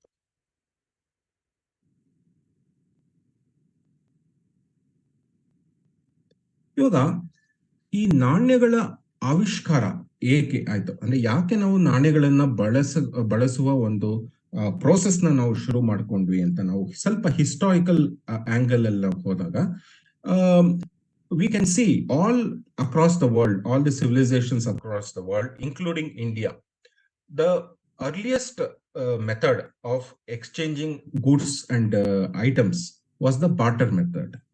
Barter method ಅಂದ್ರೆ ನಾವು ಒಂದನ್ನ ಐಟಮ್ ನ ಕೊಟ್ಟು ಇನ್ನೊಂದು ಐಟಮ್ ನ ತಗೊಳ್ಳೋಂತ ಒಂದು ಎಕ್ಸ್ಚೇಂಜ್ ಪ್ರೋಸೆಸ್, ಅದನ್ನ ಬಾರ್ಟರ್ ಮೆಥಡ್ ಅಂತ ಕರಿತೀವಿ. ಸೊ ಬಟ್ ನೀವು ಇಮ್ಯಾಜಿನ್ ಮಾಡ್ಕೋಬಹುದು, ಈ ಒಂದು ಬಾರ್ಟರ್ ಸಿಸ್ಟಮ್ ಅದರ ಒಂದು ಸುಮಾರು ಡಿಸ್ಅಡ್ವಾಂಟೇಜಸ್ ಇರುತ್ತೆ. ಇಬ್ಬರಿಗೂ ಎಕ್ಸ್ಚೇಂಜ್ ಮಾಡ್ತಾ ಇರೋಂತ ಒಂದು ಐಟಮಿನ ವ್ಯಾಲ್ಯೂ ಫಿಕ್ಸ್ ಮಾಡಕ್ಕೆ ಇಬ್ಬರಲ್ಲೂ ಆರ್ಗ್ಯುಮೆಂಟ್ಸ್ ಗಳು ಆಗ ಸಾಧ್ಯತೆಗಳು ಬಹಳ ಇದೆ. ಸೊ ಆದ್ರಿಂದ ಈ barter method was the earliest method, but ಅದರ ಒಂದು ಸುಮಾರು ಡಿಸ್ಅಡ್ವಾಂಟೇಜಸ್ ಇತ್ತು. ಒಂದು ಏನು ಡಿಸ್ಅಡ್ವಾಂಟೇಜ್ ಅಂದ್ರೆ, ಆ ಇಬ್ಬರಿಗೂ ಇನ್ನೊಬ್ಬರ ಹತ್ರ ಏನು ವಸ್ತು ಇದೆಯೋ ಅದು ಇವ್ರಿಗೆ ಬೇಕಾದ್ರೆ ಮಾತ್ರ ಆ ಒಂದು ಎಕ್ಸ್ಚೇಂಜ್ ಪ್ರೋಸೆಸ್ ಸಾಧ್ಯತೆ ಇದೆ. ಸೆಕೆಂಡ್, ಅದರ ವ್ಯಾಲ್ಯೂ ಎಷ್ಟಿದೆ ಅನ್ನೋದು ಒಂದು ಡಿಸಿಷನ್ ಮಾಡಬೇಕು. ಸೊ ಈ ಬಾರ್ಟರ್ ಮೆಥಡ್ ಕಿಂತ ಸ್ವಲ್ಪ ಬೆಟರ್ ಪ್ರೋಸೆಸ್ ಅದನ್ನ ನಾವು ಇವಾಗ ಬಾರ್ಟರ್ ಸಿಸ್ಟಮ್, ಇವಾಗ ನಮ್ಮ ಸಿಂಧೂ ನಾಗರಿಕತೆ ಕಾಲದಲ್ಲಿ ನಾವು ಯಾವುದೇ ನಾಣ್ಯಗಳ ಒಂದು ಇದು ಎವಿಡೆನ್ಸ್ ಇಲ್ಲ. ಸೊ ಸಿಂಧೂ ನಾಗರಿಕತೆ ನಮ್ಮ ಭಾರತ ದೇಶ ನೋಡಿದಾಗ ಅಲ್ಲಿ ಕೂಡ ಬಾರ್ಟರ್ ಸಿಸ್ಟಮೇ ಯೂಸ್ ಮಾಡ್ತಾ ಇದ್ರು ಅಂತ ನಾವು ಅಸ್ಯೂಮ್ ಮಾಡ್ಕೋಬಹುದು. ಅದರ ನೆಕ್ಸ್ಟ್ ಕಾಲಘಟ್ಟ ಅಂದ್ರೆ ವೇದದ ಕಾಲ ನೋಡಿದಾಗ ನಮ್ಮ ಭಾರತ ದೇಶದಲ್ಲಿ ಅಲ್ಲಿ ಕೆಲವು ವಸ್ತುಗಳನ್ನ ನಾವು ಎಕ್ಸ್ಚೇಂಜ್ ಆಗಿ ನಾವು ಯೂಸ್ ಮಾಡ್ತೀವಿ ಅಂತ ವೇದಗಳಲ್ಲಿ ಬರ್ತಿದೆ. ಏನು ಆ ವಸ್ತುಗಳು ಅಂದ್ರೆ ಹಸು ಆಗಿರ್ಬೋದು, ಅಥವಾ ಕೆಲವು ಪರ್ಟಿಕ್ಯುಲರ್ ಇದು ಏನು ಜೆಮ್ ಸ್ಟೋನ್ಸ್ ಆಗಿರ್ಬೋದು, ಸೆಮಿ ಪ್ರೆಷಸ್ ಸ್ಟೋನ್ಸ್ ಆಗಿರ್ಬೋದು, ಅಥವಾ ಬಂಗಾರ ಅಥವಾ ಬೆಳ್ಳಿಯ ಪೀಸಸ್, ಮೆಟಾಲಿಕ್ ಪೀಸಸ್. ಸೊ ಈ ತರದನ್ನ ವೇದದಲ್ಲಿ ಹೇಳುತ್ತೆ, including Rigveda. This items var sort of and they were considered as value, they were considered as money and they were used ಅನ್ನೋ ಒಂದು ಇದು ಮಾಹಿತಿ ನಮ್ಗೆ ಸಿಗತ್ತೆ ವೇದಗಳಲ್ಲಿ. ಈ ಸ್ಟೇಜ್ ನ ನಾವು ಏನ್ ಕರಿತೀವಿ, ದುಡ್ಡು ಅಥವಾ ಮನಿ ಸ್ಟೇಜ್ ಅಂತ ಕರಿತೀವಿ. ಓಕೆ, ಇದರ ನೆಕ್ಸ್ಟ್ ಇಲ್ಲಿ ಕೂಡ although this was better than barter system, ಇಲ್ಲಿ ಕೂಡ ಕೆಲವು ಪ್ರೋಸೆಸ್, ಕೆಲವು ಡಿಸ್ಅಡ್ವಾಂಟೇಜಸ್ ಇತ್ತು. ಏನಂದ್ರೆ ಒಂದು ಹಸುನ ನಾವು ಎಷ್ಟು ನಾವು ಯೂಸ್ ಮಾಡ್ಬೇಕಂದ್ರೆ ಅದನ್ನ ಮೇಂಟೈನ್ ಮಾಡ್ಬೇಕಾಗತ್ತೆ. ಒಂದು ಚಿನ್ನದ ಒಂದು ಪೀಸು ಅಥವಾ ಬೆಳ್ಳಿಯ ಪೀಸು ನಾವು ಯೂಸ್ ಮಾಡ್ಬೇಕಂದ್ರೆ ಅದರ ತೂಕ ಆಮೇಲೆ ಅದರ ಶುದ್ಧತೆಯ ಒಂದು ಪ್ರಶ್ನೆ ಬಂದೇ ಬರುತ್ತೆ. ಸೊ ಆದ್ರಿಂದ ಮನಿ process, although it solved some problems of barter system, was not completely defect free ಅಂತ ಹೇಳ್ಬೋದು. ಸೊ ಅದರ next stage, automatic logical next stage would be the invention of coins. So coins is a natural next step of money. So ಇಲ್ಲೇನಾಯ್ತು, coins ನಾನು ಒಂದು definition ಹೇಳಿದ್ದೆ. Coins ನ ಒಂದು define ಮಾಡ್ಬೇಕಂದ್ರೆ ಅದರ ನಿಯಮಗಳು ಏನಂದ್ರೆ, ಅದು ಲೋಹದ ಒಂದು ವಸ್ತು ಆಗಿರ್ಬೇಕು, ಅದರ ಒಂದು ಶುದ್ಧತೆ ಆಮೇಲೆ ಅದರ ತೂಕ ಫಿಕ್ಸ್ ಆಗಿರ್ಬೇಕು, ಆಮೇಲೆ ಮೂರನೇದೇನಂದ್ರೆ ಅದ್ರ ಮೇಲೆ ಒಂದು ನಾಣ್ಯ ಮಾಡಿರುವಂತ ಗ್ಯಾರಂಟಿ ಕೊಡುವಂತ ಚಿಹ್ನೆ ಅದರ ಮೇಲೆ ಇರ್ಬೇಕು. ಆಮೇಲೆ ನಾಲ್ಕನೇದು, ಅದು ಜನರಲ್ಲಿ ಅದನ್ನು ಅಕ್ಸೆಪ್ಟೆನ್ಸ್ ಮಾಡ್ಬೇಕು ನಾಣ್ಯವನ್ನು. ಸೊ ಈ 4 ಡೆಫಿನಿಷನ್ ಹೇಳಿದ್ದೆ, ಡೆಫಿನಿಷನ್ ಆಫ್ ಕಾಯಿನ್. ಸೊ ಇದು ನೆಕ್ಸ್ಟ್ ಸ್ಟೇಜ್ ಅಲ್ಲಿ ಕಾಯಿನ್ಸ್ ಆಫ್ಟರ್ ವೇದಾಸ್ ಪೀರಿಯಡ್, ಅಂದ್ರೆ ನಾವು ಮಹಾಜನಪದ ಪೀರಿಯಡ್ ಅಂತೀವಿ, ಸುಮಾರು ಕ್ರಿಸ್ತಪೂರ್ವ 6ನೇ ಶತಮಾನ, ಆ ಪೀರಿಯಡ್ ಅಲ್ಲಿ ನಮ್ಮ ಭಾರತದಲ್ಲಿ ಕಾಯಿನ್ಸ್ ಸರ್ಕ್ಯುಲೇಷನ್ ಶುರು ಆಯ್ತು ಅಂತ ಸ್ಕಾಲರ್ಸ್ ಅವರು ಹೇಳ್ತಾರೆ. ಸೊ ಅದೇ ಕಾಲಮಾನದಲ್ಲಿ ಆಕ್ಚುಲಿ ಚೈನಾ ಅಲ್ಲಿ ಕೂಡ ಅಷ್ಟೇ, ಆಮೇಲೆ ಟರ್ಕಿ, ನಮ್ಮ ಏನ್ಷಿಯಂಟ್ ಟರ್ಕಿ, ಅದನ್ನ ಲಿಡಿಯಾ ಅಂತ ಕರಿತೀವಿ. ಸೊ ಅದೇ ಕಾಲಘಟ್ಟದಲ್ಲಿ ಹೆಚ್ಚು ಕಡಿಮೆ ಚೈನಾ ಆಮೇಲೆ ಲಿಡಿಯಾಲಿ ಕೂಡ ನಾಣ್ಯಗಳ ಒಂದು ಸರ್ಕ್ಯುಲೇಷನ್ ಶುರು ಆಯಿತು. ಸೊ ಚೈನಾ ಆಮೇಲೆ ಲಿಡಿಯಾಲಿ 7th to 6th century ಕ್ರಿಸ್ತಪೂರ್ವ, ಆ ಕಾಲದಲ್ಲಿ ನಾಣ್ಯಗಳು ಸರ್ಕ್ಯುಲೇಷನ್ ಶುರು ಆಯಿತು. ಅದರ ಒಂದು ಬಲವಾದ ಮಾಹಿತಿ ನಮ್ಗೆ ಸಿಗ್ತಾ ಇದೆ. ಆದ್ರೆ ನಮ್ಮದೇ ಆದ ದೇಶದಲ್ಲಿ ನಾಣ್ಯಗಳು ಆ ಸಮಯದಲ್ಲಿ ಶುರು ಆಗಿದ್ರು ಅದರ ಖಚಿತವಾದ ಒಂದು ಡೇಟ್ ನಮ್ಗೆ ಕೊಡಕ್ ಆಗ್ತಾ ಇಲ್ಲ. ಯಾಕೆ ಕೊಡಕ್ ಆಗ್ತಾ ಇಲ್ಲ ಅಂದ್ರೆ, ನಮ್ಮ ನಾಣ್ಯಗಳು ಪಂಚ್ ಮಾರ್ಕ್ ನಾಣ್ಯಗಳು ಅಂತ ಕರೀತಾ ಇದ್ವಿ. ಅದ್ರ ಮೇಲೆ ನಮ್ಗೆ ಪಂಚಸ್ ಅಥವಾ ಸಿಂಬಲ್ಸ್ ಕಾಣಿಸ್ಕೊಳ್ಳುತ್ತೆ ಹೊರತು ಯಾವುದೇ ತರಹದ ಲಿಪಿ ಕಾಣಿಸ್ಕೊಳ್ಳೋದು. ಅಂದ್ರೆ ನಮ್ಮ ಭಾರತದ ಮೊದಲನೇ ನಾಣ್ಯಗಳು ಅದು ಅದರಲ್ಲಿ ಪಂಚ್ ಮಾರ್ಕ್ಸ್, ಸಿಂಬಲ್ಸ್ ಇತ್ತು ಹೊರತು ಅದರ ಮೇಲೆ ಯಾವುದೇ ತರ ಲಿಪಿಗಳು ಇರಲಿಲ್ಲ. ಆ ಲಿಪಿ ಇಲ್ಲದಿರೋದ್ರಿಂದ ನಾವು ಖಚಿತವಾಗಿ ಈ ಕಾಲಮಾನಕ್ಕೆ ಆ ನಾಣ್ಯಗಳು ಸೇರ್ಕೊಳ್ಳುತ್ತೆ ಅಂತ ಹೇಳೋದು ಕಷ್ಟ ಆಗತ್ತೆ. ಆದರೂ ಕೂಡ ಇಟ್ ಕಮ್ಸ್ ರಫ್ಲಿ around 5th to 6th century BCE, ಅಂದ್ರೆ ಇದು ಕ್ರಿಸ್ತ ಪೂರ್ವ ಅಂತ ಸ್ಕಾಲರ್ಸ್ ನಂಬಿದ್ದಾರೆ. ಅಂದ್ರೆ ನಮ್ಮ ಭಾರತದ ಮೊದಲನೇ ನಾಣ್ಯಗಳು ನೋಡಕ್ ಹೇಗಿತ್ತು ಅನ್ನೋದಕ್ಕೆ ನಿಮ್ಗೆ ನಿಮ್ಮ ಮುಂದೆ ಒಂದು 2-3 ಎಕ್ಸಾಂಪಲ್ಸ್ ಇಡ್ತಾ ಇದೀನಿ ನೋಡಿ. ಇದು ಒಂದು ಪಂಚ್ ಮಾರ್ಕ್ ಕಾಯಿನ್. ಇದು ವಿಜ್ಜಿ ಜನಪದ, ಅಂದ್ರೆ ನಮ್ಮ ಈಗಿನ ನೇಪಾಳ್ ಏರಿಯಾ, ಬಿಹಾರ್ ನೇಪಾಳ್ ಏರಿಯಾದಲ್ಲಿ ಸರ್ಕ್ಯುಲೇಟ್ ಆಗ್ತಾ ಇರುವಂತ ಪಂಚ್ ಮಾರ್ಕ್ ಕಾಯಿನ್. ಆಮೇಲೆ ಈ ಕಡೆ ನಮ್ಮ ಪಾಕಿಸ್ತಾನ ಬಾರ್ಡರ್, ಪಂಜಾಬ್ ಆ ಬಾರ್ಡರ್ ಬಂದಾಗ ಇಲ್ಲಿ ಗಂಧಾರ ಜನಪದ ಅಂತ ಕರಿತೀವಿ. ಇಲ್ಲಿ ಸರ್ಕ್ಯುಲೇಟ್ ಆಗ್ತಾ ಇರೋಂತ ನಾಣ್ಯದ ಒಂದು ಚಿತ್ರ ನಿಮ್ಮ ಮುಂದೆ ಇಟ್ಟಿದ್ದೀನಿ. ಸೊ ಇದೆಲ್ಲ ನಿಮ್ಗೆ ಯಾಕೆ ಇಟ್ ಲುಕ್ಸ್ ವೆರಿ ರಫ್ಲಿ ಮೇಡ್ ಅಂದ್ರೆ this are not made using machines. ಆ ಕಾಲದಲ್ಲಿ ಮಷೀನ್ಸ್ ಇರಲಿಲ್ಲ, ಅದು it has to be manually made. ಆದ್ರಿಂದ you cannot expect a perfect shape coin, very clear punches. So ಇದು ಎಕ್ಸ್ಪೆಕ್ಟೇಷನ್ ನಾವು ಮಾಡಕ್ ಆಗಲ್ಲ. ಇದರ ತೂಕ, ಇದರ ವೆಯ್ಟ್ ಹೇಗೆ ಕ್ಯಾಲ್ಕುಲೇಟ್ ಮಾಡ್ತಾ ಇದಾರೆ ಅಂದ್ರೆ, ಈ ರತ್ತಿ ಬೀಜಗಳು, ಇಲ್ಲಿ ಗುಲಗಂಜಿ ಅಂತಾನು ಕರಿತೀವಿ. ಸೊ ಈ ರತ್ತಿ ಬೀಜಗಳ ಮೂಲಕ ಇದರ ವೆಯ್ಟ್ ಸ್ಟ್ಯಾಂಡರ್ಡ್ ಫಿಕ್ಸ್ ಆಗ್ತಾ ಇತ್ತು. ಕಾಯಿನ್ಸ್ ಇದರ ತೂಕಗಳು ಫಿಕ್ಸ್ ಆಗ್ತಾ ಇತ್ತು. ಅಂದ್ರೆ ಈ ವೃಜ್ಜಿ ಜನಪದ ಇದು ನಾಣ್ಯಗಳು 64 ರತ್ತಿ ಸ್ಟ್ಯಾಂಡರ್ಡ್ ಗೆ ಇದ್ರೆ, ಈ ಗಂಧಾರ ಏರಿಯಾಲಿ ಸರ್ಕ್ಯುಲೇಟ್ ಆಗ್ತಾರಂತ ರತ್ತಿ ಇದು ನಾಣ್ಯಗಳು 100 ರತ್ತಿ ಬೀಜಗಳ ತೂಕದಲ್ಲಿ ಇತ್ತು. ಓಕೆ, ಅದೇ ಕಾಶಿ ಜನಪದ, ನಮ್ಮ ಈಗಿನ ಉತ್ತರ ಪ್ರದೇಶ, ಸೊ ಅಲ್ಲಿ ಕೂಡ ಪಂಚ್ಮಾರ್ಕ್ ಕಾಯಿನ್ಸ್ ಸರ್ಕ್ಯುಲೇಟ್ ಆಗ್ತಾ ಇತ್ತು, ಈ ರೀತಿಯಲ್ಲಿ ಇತ್ತು.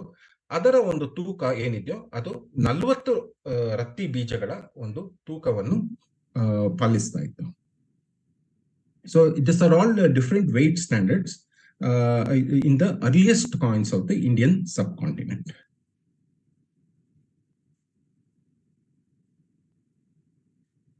ಸೊ ಇದು ನಮ್ಮ ಓಲ್ಡೆಸ್ಟ್ ಕಾಯಿನ್ಸ್ ಆಗಿದ್ರೆ, ಅದಾದ್ಮೇಲೆ ನಾವು ಕಾಯಿನ್ಸ್ ನ ರಿಫೈನ್ ಮಾಡ್ತಾ ಇದ್ವಿ, ನಾವು ಇನ್ನು ಪರ್ಫೆಕ್ಷನ್ ಹೋದ್ವಿ, ಅದ್ರ ಮೇಲೆ ನಾವು ಚಿತ್ರಗಳನ್ನ ಅಳವಡಿಸ್ಕೊಂಡ್ವಿ. ಶಾತವಾಹನ ಕಾಲದ ನಾಣ್ಯಗಳಲ್ಲಿ ಚಿತ್ರಗಳನ್ನ ನಾವು, ರಾಜನ ಒಂದು ಮುಖ ಉಳ್ಳ ಚಿತ್ರವನ್ನು ನಾವು ನೋಡ್ಬೋದು ಕಾಯಿನ್ ಮೇಲೆ. ಆತರ ನಾವು ಪ್ರೋಸೆಸ್ ಇಂಪ್ರೋವೈಸ್ ಮಾಡ್ತಾ ಇದ್ವಿ. ಇವಾಗಿನ ಕಾಲದಲ್ಲಿ ನಾವು ನಮ್ಮ ದೇಶದಲ್ಲಿ ನೋಡುವಂತ ಕೆಲವು ಇದು ಪೇಮೆಂಟ್ ಮೆಥಡ್ಸ್, ಅಂದ್ರೆ ದುಡ್ಡು ಯಾವುದೋ ಒಂದು ಪರ್ಚೇಸ್ಗೆ ಅಥವಾ ಗೂಡ್ಸ್ ಆಗ್ಲಿ ಅಥವಾ ಒಂದು ಸರ್ವಿಸ್ ತಗೊಂಡ್ರೆ ಯಾರ ಹತ್ರನೂ ನಾವು ಪೇಮೆಂಟ್ಸ್ಗೆ ನಾವು ನಾಣ್ಯಗಳ ಜೊತೆ, ಬ್ಯಾಂಕ್ ನೋಟ್ಗಳ ಜೊತೆ ನಾವು ಈ ತರ ಕೆಲವು ಪ್ರೋಸೆಸ್ ಗಳನ್ನು ಯೂಸ್ ಮಾಡ್ಕೊಂತೀವಿ. ಚೆಕ್ ಆಗ್ಲಿ, ಡೆಬಿಟ್ ಕಾರ್ಡು, ಕ್ರೆಡಿಟ್ ಕಾರ್ಡು, ಈಗಂತೂ ಮೊಬೈಲ್ ಪೇಮೆಂಟ್ಸ್ ತುಂಬಾ ಕಾಮನ್ ಆಗಿದೆ. ಆಮೇಲೆ ನಮ್ಮ ಇದು bank to bank transfer using internet ನಾವು ಮಾಡ್ತೀವಿ. ಬಟ್ ಇಲ್ಲಿ ಎಲ್ಲದರಲ್ಲೂ ನೀವು ಒಂದು ಕಾಮನ್ ಅಂಶ ನೀವು ನೋಡ್ಬೇಕಂದ್ರೆ, ಎಲ್ಲದಕ್ಕೂ ಒಂದು ಬ್ಯಾಂಕ್ ಅಕೌಂಟ್ ಅಂತ ಬೇಕು.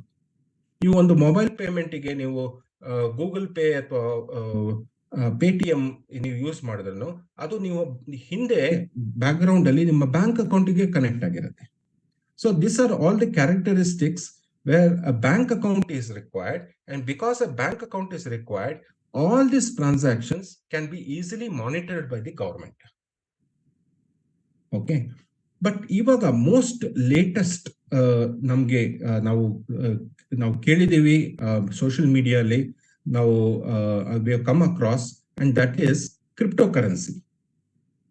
ಈ cryptocurrency ಅಂದ್ರೆ ಏನಂದ್ರೆ, ಅದು ಒಂದು ಡಿಜಿಟಲ್ ಕರೆನ್ಸಿ. ಮೇಡಮ್, ಇದು ನನ್ನ ಲಾಸ್ಟ್ ಟಾಪಿಕ್ ಆಗಿರುತ್ತೆ. ಸೊ ಇದು ಒಂದು ಡಿಜಿಟಲ್ ಕರೆನ್ಸಿ ಅಂದ್ರೆ ಇದಕ್ಕೆ ಒಂದು ಫಾರ್ಮ್ ಇಲ್ಲ. ಓಕೆ, ಇದು ಪೇಮೆಂಟಿಗೆ ಯೂಸ್ ಮಾಡ್ಬೋದು. ಇದರ ನೀವು ಏನಾದ್ರು ವಸ್ತುವನ್ನು ಪರ್ಚೇಸ್ ಮಾಡಿರ್ತೀರಾ ಅಥವಾ ಯಾರ ಕೈಲಾನ ಏನೋ ಕೆಲಸ ಮಾಡಿಸ್ಕೊಂಡಿರ್ತೀರಾ, as a payment to them you use this, you can use cryptocurrency. It is called as a digital currency. The thing is, it works through a computer network. ಇದು ವರ್ಕ್ ಆಗ್ಬೇಕಂದ್ರೆ, ಈ cryptocurrency ಒಬ್ಬರಿಂದ ಇನ್ನೊಬ್ರಿಗೆ ಹೋಗ್ಬೇಕಂದ್ರೆ ಅದು it has to happen through a computer network. But it does not need a bank account. ಅಂದ್ರೆ ಒಂದು crypto ಕರೆನ್ಸಿನ ನಾವು ಯೂಸ್ ಮಾಡ್ಬೇಕಂದ್ರೆ ಇದಕ್ಕೆ ಬ್ಯಾಂಕ್ ಅಕೌಂಟ್ ಅವಶ್ಯಕತೆ ಇಲ್ಲ. This is the major issue of this currency as far as the governments R concerned. ಒಂದು bank account ಇದಕ್ಕೆ ಬೇಕಾಗಿಲ್ಲ ಅಂದ್ರೆ, ನಾವು ಬ್ಯಾಂಕ್ ಅಕೌಂಟ್ ಟ್ರಾನ್ಸಾಕ್ಷನ್ಸ್ ನ ಮಾನಿಟರ್ ಮಾಡಕ್ಕೆ ಗೌರ್ಮೆಂಟ್ ಅವರು ಎಷ್ಟು ದುಡ್ಡು ಖರ್ಚು ಮಾಡಿ ಎಲ್ಲ ಪ್ರೋಸೆಸಸ್ ಎಲ್ಲ ಸೆಟಪ್ ಮಾಡಿದ್ದಾರೆ.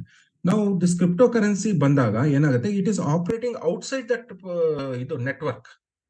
When the cryptocurrency is operating outside of the existing banking network, ಅದನ್ನ ಹೇಗೆ ಮಾನಿಟರ್ ಮಾಡಕ್ಕಾಗುತ್ತೆ? So that is the biggest problem, that it cannot be monitored. So ಆದ್ರಿಂದ ಗವರ್ಮೆಂಟ್ಸ್ ಆರ್ ಪೆಸಿಮಿಸ್ಟಿಕ್. ಅವ್ರಿಗೆ ಈ ಕಾನ್ಸೆಪ್ಟ್ ಇಟ್ ಇಸ್ ಸರಿ ಹೋಗ್ತಾ ಇಲ್ಲ, ಯಾಕಂದ್ರೆ ಇದನ್ನ ಮಾನಿಟರ್ ಮಾಡಕ್ ಆಗ್ತಾ ಇಲ್ಲ.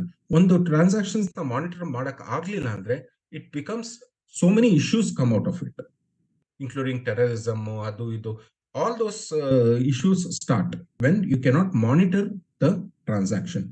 Next, second thing is, you don't know how much money is flowing inside the market.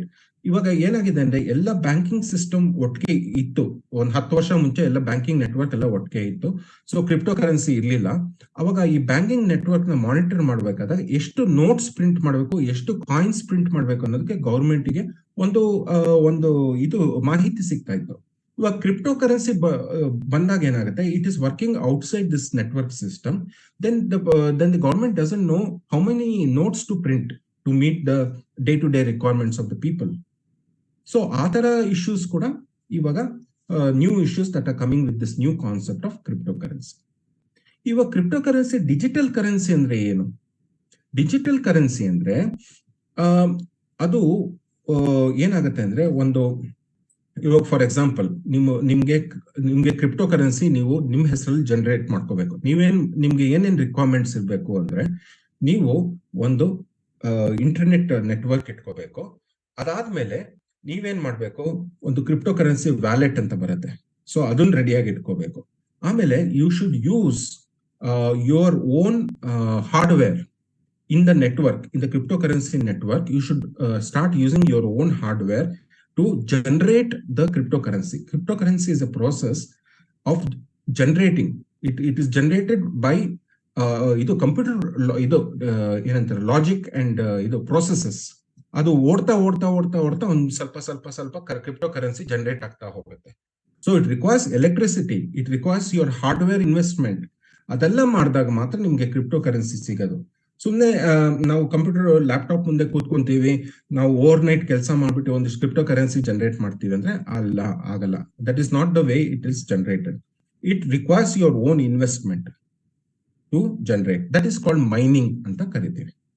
So that is that process of using your own hardware and your own computer process is called mining of cryptocurrency. That is why cryptocurrency is valued at a very high value, $20,000 for one currency. Atara ಇದೆಲ್ಲ ಕೆಲವು common crypto currencies ಇವಾಗ ಇರೋದು. ಬಿಟ್ coin ನಾವು ತುಂಬಾ ಕೇಳಿರ್ತೀವಿ. ಅದೇ ತರ ಇನ್ನೂ ಸುಮಾರು ಕ್ರಿಪ್ಟೋ ಕರೆನ್ಸೀಸ್, ಇಥೇರಿಯಂ ಎಲ್ಲ ಇದೆ.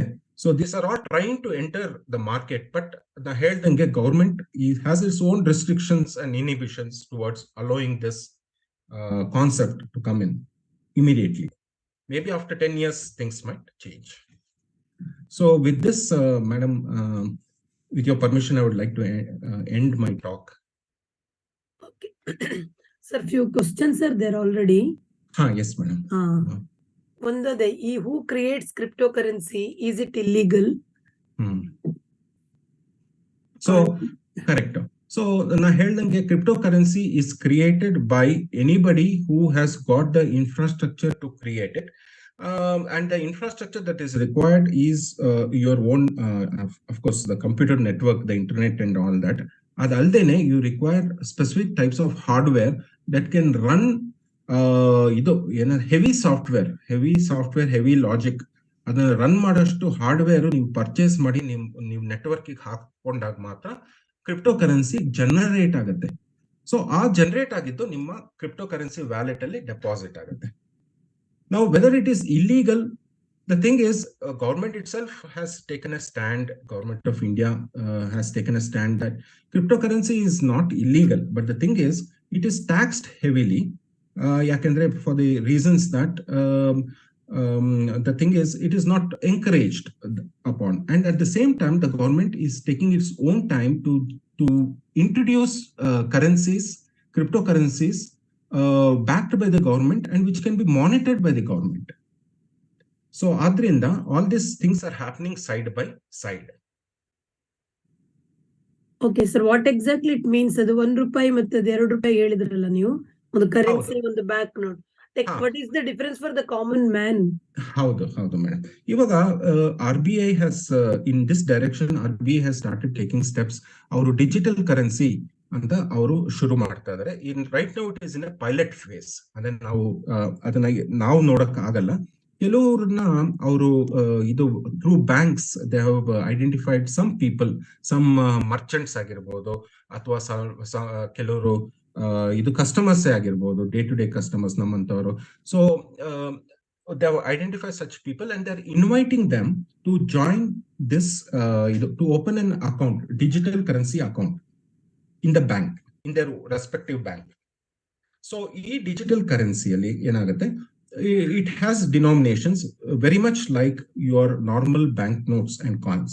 1 ರೂಪಾಯಿ, 5 ರೂಪಾಯಿ, 2 ರೂಪಾಯಿ, 10 ರೂಪಾಯಿ, ಇದು 20, 50, up to 2000. ಸೊ ಈ ಡಿನಾಮಿನೇಷನ್ಸ್ ಅಲ್ಲಿ ನೀವೇನ್ ಮಾಡ್ಬೋದು ಅಂದ್ರೆ, you will have a wallet, digital wallet. You load money into that wallet using your bank account, and then using that wallet you can make payments to the merchants today in the pilot phase who are all accepting. With them you can transact. So this is digital currency, and number one is it avoids printing of notes. So printing of notes now on the table and nodidvi, it is a costly activity. Printing of coins, minting of coins, printing of notes, it has a cost involved to it. That whole thing will go away if everybody starts using this digital currency at some point of time in the future. So that's a very big advantage. ಅಲ್ಲ, ಪ್ರಶ್ನೆ ಇದ್ದಿದ್ದು ಅದು ಆ 1 ರೂಪಾಯಿ note ಮತ್ತೆ 2, ಅದು ಒಂದು ನೀವು ಕರೆನ್ಸಿ ನೋಟು, ಇನ್ನೊಂದು ಬ್ಯಾಂಕ್ ನೋಟ್. ಸೊ ಅದ್ರದ್ದು ಡಿಫ್ರೆನ್ಸ್ ಕಾಮನ್ ಮ್ಯಾನ್ ಗೆ ಏನಂತ? ಇಲ್ಲ, ಕಾಮನ್ ಮ್ಯಾನ್ ಗೆ it is no difference. Sorry, that was the question. There no difference to the common man. 2 1 rupee note ತಗೊಂಡ್ರೆ it is equal to the 2 rupee note printed by the RBI. So in terms of common man there is no difference, but technically there is a difference ಅಷ್ಟೇ. Okay. ಪ್ರಶ್ನೆ ಕೇಳೋರು unmute ಮಾಡ್ಕೊಂಡು ಕೇಳ್ಬೋದು. ಇನ್ನೊಂದು ಪ್ರಶ್ನೆ ಹಾಕಿದಾರೆ ಇಲ್ಲಿ, 1 ಸೆಕೆಂಡ್. ಅದ bitcoin business, is it worthy trusted as many gorging messages are dumping in our WhatsApp group? Bitcoin ಅದೇ ನಾವು ರಿಲಯಬಿಲಿಟಿ ಚೆಕ್ ಮಾಡ್ಬೇಕಾಗತ್ತೆ. ನಿಮ್ಗೆ ಮೆಸೇಜ್ ಬಂದಿದ್ರೆ ಎಲ್ಲಿಂದಾನು, like any other message saying like phishing messages RBI ಇಂದ ಬಂದಿರ್ಬೋದು ಅಂತ ಹೇಳ್ಬೋದು, ಅಥವಾ ನಮ್ಮ ಬ್ಯಾಂಕ್ಸ್ ಇಂದ ಬಂದಿದೆ ಅಂತ ಹೇಳ್ಬೋದು. Like any other message, they can be phishing messages in the Bitcoin business also. So anything that it is not coming from a reliable source, like your friend or something, a reliable friend, known friend or something like that, then it is not advisable to click such links or get into that business. But there are reliable places where Bitcoins can be purchased in India also. So you will have to find that out, and only then in a careful way you have to go ahead. But Bitcoins is legal, accepted right now. Why the difference, different currencies, like $1 means so many rupees?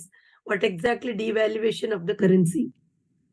ಹೌದು, ಇವಾಗ devaluation of the currency, ಇವಾಗ ಕೆಲವು ವರ್ಷ ಹಿಂದೆ news ಅಲ್ಲಿ ನಾವು ನೋಡಿದ್ವಿ, China is printing bank notes to devaluate its own currency ಅಂತ. ಸೊ ಇವಾಗ ವಾಟ್ ಫಿಕ್ಸಸ್ ಬಿಟ್ವೀನ್ 2 countries, ಇವಾಗ ಫಾರ್ ಎಕ್ಸಾಂಪಲ್ US, ಇಂಡಿಯಾನೇ ತಗೊಳ್ಳೋಣ.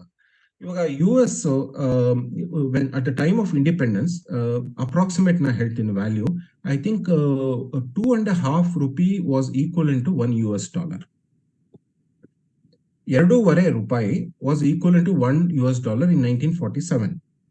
And now we have seen from the news every day it is increasing, and the rupee value is decreasing, the dollar is getting stronger. ಅಲ್ಲ ನೋಡ್ತೀವಿ. ಅಂದ್ರೆ $1 is equal to 82 rupees ಇವಾಗ ಆ ತರ ನೋಡ್ತೀವಿ. So that depends upon the India-US trade relationship. It is a very complex, it is very difficult to explain. But to tell you in this one, the value of between 2 countries, the relative value of the currency between 2 countries is dependent upon the exchange of goods and services between those 2 countries. Thank you. Sir, Arvind sir ಮಾತಾಡ್ತೀರಾ? ಪ್ರಶ್ನೆ ಕೇಳಿದ್ರು. Arvind sir. ಏನಿಲ್ಲ ಪ್ರಶ್ನೆಗಳು ನಾನು ಅದರಲ್ಲೇ chat box ಅದಕ್ಕೆ ಹಾಕಿದೆ. ಒಂದೇ ಒಂದು ಏನಂದ್ರೆ ಅದು ₹2.50 ಇದ್ದದ್ದು 80 ವರೆಗೂ ಹೋಗಿದೆಯಲ್ಲ. My worry is the America has seen what we call as Great Depression. Though worst depression is faced by America, to that extent India has not faced, I believe. But still, the value of the rupee has come down. Any reasons? Sir, it depends on the strength of the size of the economy also. The size of the US economy is $1 trillion ಇದೆ. But in India is number 4 or number 5 in terms of the world share in the economy. So the size of the economy also matters. So it's not the number of people in the country. So number of people in the country is much less in the US. But the size of their economy is right now on the top 2, not top 3 ಎಲ್ಲ ಇರಬೇಕು. So there's that size of the economy itself gives the power to the currency, their own currency. Okay. One more question is, if the gold reserve in the temples is being shifted to the government treasury, will our rupee value becomes better? Sir, actually ಇದು ಒಂದು ಬ್ರೆಂಟನ್ Woods system ಅಂತ ಒಂದು follow ಮಾಡ್ತಾ ಇದ್ರು. ಅದು ಬಂದು 1971 ಅಲ್ಲಿ Ronald Reagan ಅಂತ US ಪ್ರೆಸಿಡೆಂಟ್ ಇದ್ದ. So he brought US out of the Bretton Woods system. ಆ ಬ್ರೆಂಟನ್ ವುಡ್ಸ್ ಸಿಸ್ಟಮ್ ಅಂದ್ರೆ ಏನು ಅಂದ್ರೆ, whatever currency you print, it cannot be printed infinitely. It should be backed respectively by gold equivalent. So that is the Bretton Woods system. In 1971, when he brought USA out of that system, what happened is other countries also followed suit. So now there is no country that backs its currency by gold. What is the backing of the currency today, or the promise to pay 10 rupees? So adalla idella. So it is backed by the government, guaranteed by the government, and that backing is because of the economic power or the GDP of that particular government. There's no metallic backing or gold backing. So gold which is there in the temple hundi, it doesn't make a difference whether it goes and sits with the government or not, because we have already come out of that system. Okay, thank you. Yeah. Welcome, sir. Dr. Salim ಮಾತಾಡ್ತೀರಾ? Padma madam ಮಾತಾಡಿ please. Hello. Yeah, hello, good evening everyone. Good evening sir. ಈಗ ಅದು ಹೇಳ್ತಿದ್ವಲ್ಲ, dollar ಮತ್ತೆ ರುಪಿದು difference ಇರೋದು, I think it is because of GDP. Whatever the production of the goods is there, as well as the sale, gross domestic product ಅಂತ. So the production, whatever in European countries or America, so population is less but the production is more, and export is also more, especially European are more in the USA. But India dalli, even though the GDP, when we take the population wise and the export as well as the production, so I think could be the reason alva sir, because of this difference between the rupee values, sir. Rupee and dollar, or rupee, yes, whatever you call in other countries like Middle East countries ella. So is it the GDP responsible for that? GDP is definitely responsible for that. Because the GDP is one which is giving the power. Now gold backing is gone. There's no gold, there's no silver backing to the currency. So whatever backing has to come is from its from its economic strength. That is, the GDP is one of the measures of that economic strength. Right. Especially Middle East dinar, euros adella idella sir. Thank you. Dr. Salim, please. Thank you madam. Namaste sir, ನಾನು doctor Salim ಅಂತೇಳಿ. ಇವತ್ತು ನಾನು ಕೆಲವೊಂದು ನಾಣ್ಯಗಳನ್ನ ಶೇಖರಿಸಿಟ್ಟಿದ್ದೆ. ಅದರಲ್ಲಿ 10 ಪೈಸೆ ನಾಣ್ಯ ಒಂದಿತ್ತು, 20 ಪೈಸೆ ನಾಣ್ಯ ಒಂದಿತ್ತು. ಇವತ್ತು ಮಧ್ಯಾಹ್ನ ಏನೋ ಮಾಡಕ್ ಹೋಗಿ ಆ ನಾಣ್ಯ ತೆಗೆದು ನಾನು ನೋಡಿದೆ. ಅದ್ರ ಮೇಲೆಲ್ಲ ಅದು ಅಲ್ಯೂಮಿನಿಯಂ ನಾಣ್ಯ ಕೆಟ್ಟೋಗಿತ್ತು. ಆದ್ರೆ ಇವತ್ತು ಸಾಯಂಕಾಲ ಹೊತ್ತಿಗೆ ನಾನು ವಾಟ್ಸಪ್ ನೋಡೋದ್ರಲ್ಲಿ ವೀಣಾ ಮೇಡಮ್ದು ಮೆಸೇಜ್ ಬಿದ್ದಿತ್ತು, ನಾಣ್ಯದ ಬಗ್ಗೆ ಇವತ್ತು ಚರ್ಚೆ ಇದೆ ಅಂತೇಳಿ. ಇದು ಒಂಥರ ಕಾಕತಾಳೀಯ. ಇರ್ಲಿ, ನಾಣ್ಯ ಈಗ ಸುಮಾರು ಪ್ರಶ್ನೆಗಳು ಈ ಫೈನಾನ್ಷಿಯಲ್ ಅಡ್ವೈಸ್ ಮೇಲೆ ಬರ್ತಾ ಇದೆ. ಬಟ್ ನಂದು ತುಂಬಾ entirely different. I was going through a very different kind of ಕೇಳಿ ಮೆಮರೀಸ್. ನನ್ನ ಪ್ರಶ್ನೆ ಏನೂ ಇಲ್ಲ, ಪ್ರಶ್ನೆಗಳೇನೂ ಇಲ್ಲ ಇಲ್ಲಿ. ನಾಣ್ಯ ಅನ್ನೋದು, ಈ ದುಡ್ಡು ಅನ್ನೋದು ಯಾರು ಕಂಡಿಡಿದ್ರು ಅನ್ನೋದು ಒಂದು ದೊಡ್ಡ ಪ್ರಶ್ನೆ ಆಗಿತ್ತು. ಬಟ್ ಕೊನೆಗೆ ಈ ನಮ್ಮ ಸಿಂಧೂ ನಾಗರಿಕತೆಯಲ್ಲಿ ಬಾರ್ಟರ್ ಸಿಸ್ಟಮ್ ಇಂದ ಇದಕ್ಕೆ ನಾಣ್ಯಕ್ಕೆ ನಾವು ರೂಪಾಂತರ ಹೊಂದಿದ್ದು ನಾನು ಕೇಳ್ಪಟ್ಟೆ. ಅದರ ಜೊತೆಗೆ ನನ್ನ ಕೆಲವೊಂದು ಈ ನಾಣ್ಯದ ಚರ್ಚೆಯಲ್ಲಿ ನನ್ನ ತಲೆಯಲ್ಲಿ ಬಂದ ಕೆಲವೊಂದು ವಿಚಾರಗಳನ್ನು ಹೇಳ್ತಾ ಇದೆ. ಇದರಲ್ಲಿ ಏನು there is nothing very serious about it. As a writer ನಮ್ಮ ಊರಿಗೆ ಹೋಗ್ತಾ ಇದ್ದೀನಿ, ಅದರಲ್ಲಿ ಕೆಲವೊಂದು ಗಾದೆ ಮಾತುಗಳು ನೆನಪಾಯ್ತು. ನಮ್ಮ ಕಡೆ ಈ ಬೆಳಗಾವಿ ಜಿಲ್ಲೆಯಲ್ಲಿ ಈ ಒಂದು ಆಗಿನ ವಾಷರ್ ತರ ಒಂದು ನಾಣ್ಯ ಬರ್ತಿತ್ತು, ತೂತಿನ ದುಡ್ಡು ಅನ್ನೋರು ಅದಕ್ಕೆ. It was like nut bolt ಅಲ್ಲಿ ವಾಷರ್ ಹಾಕೋದು. ಅದನ್ನ ನಾನು ನೋಡಿದೀನಿ ಅದನ್ನ ನಾಣ್ಯ. That was, I think that was the lowest denomination that we saw in our lifetime. So probably the transition from ಇದು ತೂತಿನ ದುಡ್ಡಿಂದ ಹಿಡಿದು ಎಲ್ಲಿವರೆಗೂ to the cryptocurrency, the currency which is there but which is not there. So ಅಲ್ಲಿವರೆಗೂ we have seen that transition. And about the ನಾಣ್ಯ, ಇದನ್ನ literature ಅಲ್ಲಿ ನಾಣ್ಯ ಬರೋದು ನಮ್ಮ ಕಡೆ ಈ ಹಣಿಗೆ ಹಚ್ಕೊಳಕ್ ರಾಕಿ ಲೋ ಮರ ಅಂತಾರೆ. ಸೊ ದೇರ್ ಇಸ್ ಬಡತನದ ಒಂದು ಪರಾಕಾಷ್ಠೆಯನ್ನು ನಾವು ಉತ್ಪ್ರೇಕ್ಷಿಸಬೇಕಂದ್ರೆ ಹಣೆಗೆ ಹಚ್ಕೊಳ್ಳಿಕ್ಕೂ ನಮ್ಮ ಹತ್ರ ಒಂದು ನಾಣ್ಯ ಇಲ್ಲ ಅಂತೇಳಿ ಅದನ್ನ ಹೇಳ್ತಾರೆ. ಇನ್ನೊಂದು ಗಾದೆ ಮಾತು ಏನ್ ಬರುತ್ತೆ, ತೂತಿನ ದುಡ್ಡು ತಾಯಿ ಮಕ್ಕಳನ್ನ ಅಗಲಿಸ್ತು. ಅಂದ್ರೆ ಒಂದು ತೂತಿನ ದುಡ್ಡಿಗೋಸ್ಕರ ತಾಯಿ ಮಕ್ಕಳ ಮಧ್ಯೆ ಜಗಳ ಬರ್ಬೋದು ಅಂತೇಳಿ ಹೇಳ್ತಾರೆ. ಹಾಗಾಗಿ ಇದು ದುಡ್ಡು ತೂತಿಂದೇ ಇರ್ಲಿ ಅಥವಾ ತೂತಿಲ್ದೇ ಇರೋ ದುಡ್ಡು ಇರ್ಲಿ, this has all the implications ಆ ತರ sir. But this was a very informative and different kind of talk. ನೀವು ನಾಣ್ಯದ ಇನ್ನೊಂದು ಮುಖನ ನಮಗೆ ತೋರಿಸ್ಕೊಟ್ಟಿದ್ದೀರಿ. ತುಂಬಾ ಧನ್ಯವಾದಗಳು sir. Thank you sir, and thank you doctor Veena. Thank you sir, thank you. ಪ್ರಶ್ನೆಗಳಿಲ್ಲ ಅಂತಂದ್ರೆ ಕಾರ್ಯಕ್ರಮವನ್ನ ಮುಗಿಸುವ ಹೊತ್ತು. ಅನೇಕ ವಿಷಯಗಳು ನಮ್ಗೆ ಗೊತ್ತಿರ್ಲಿಲ್ಲ. ನಾನು ಅವಾಗ ಹೇಳಿದಾಗೆ ಕಾಯಿನ್ಗಳ ಬಗ್ಗೆ ನಮ್ಗೆ ಅಂತ ಮಾಹಿತಿ ಏನು ಇರ್ಲಿಲ್ಲ. ಅಂತ ವಿಚಾರಗಳ ಬಗ್ಗೆ ತಿಳಿಸಿಕೊಟ್ಟಿದ್ದಕ್ಕೆ ನಿಮ್ಗೆ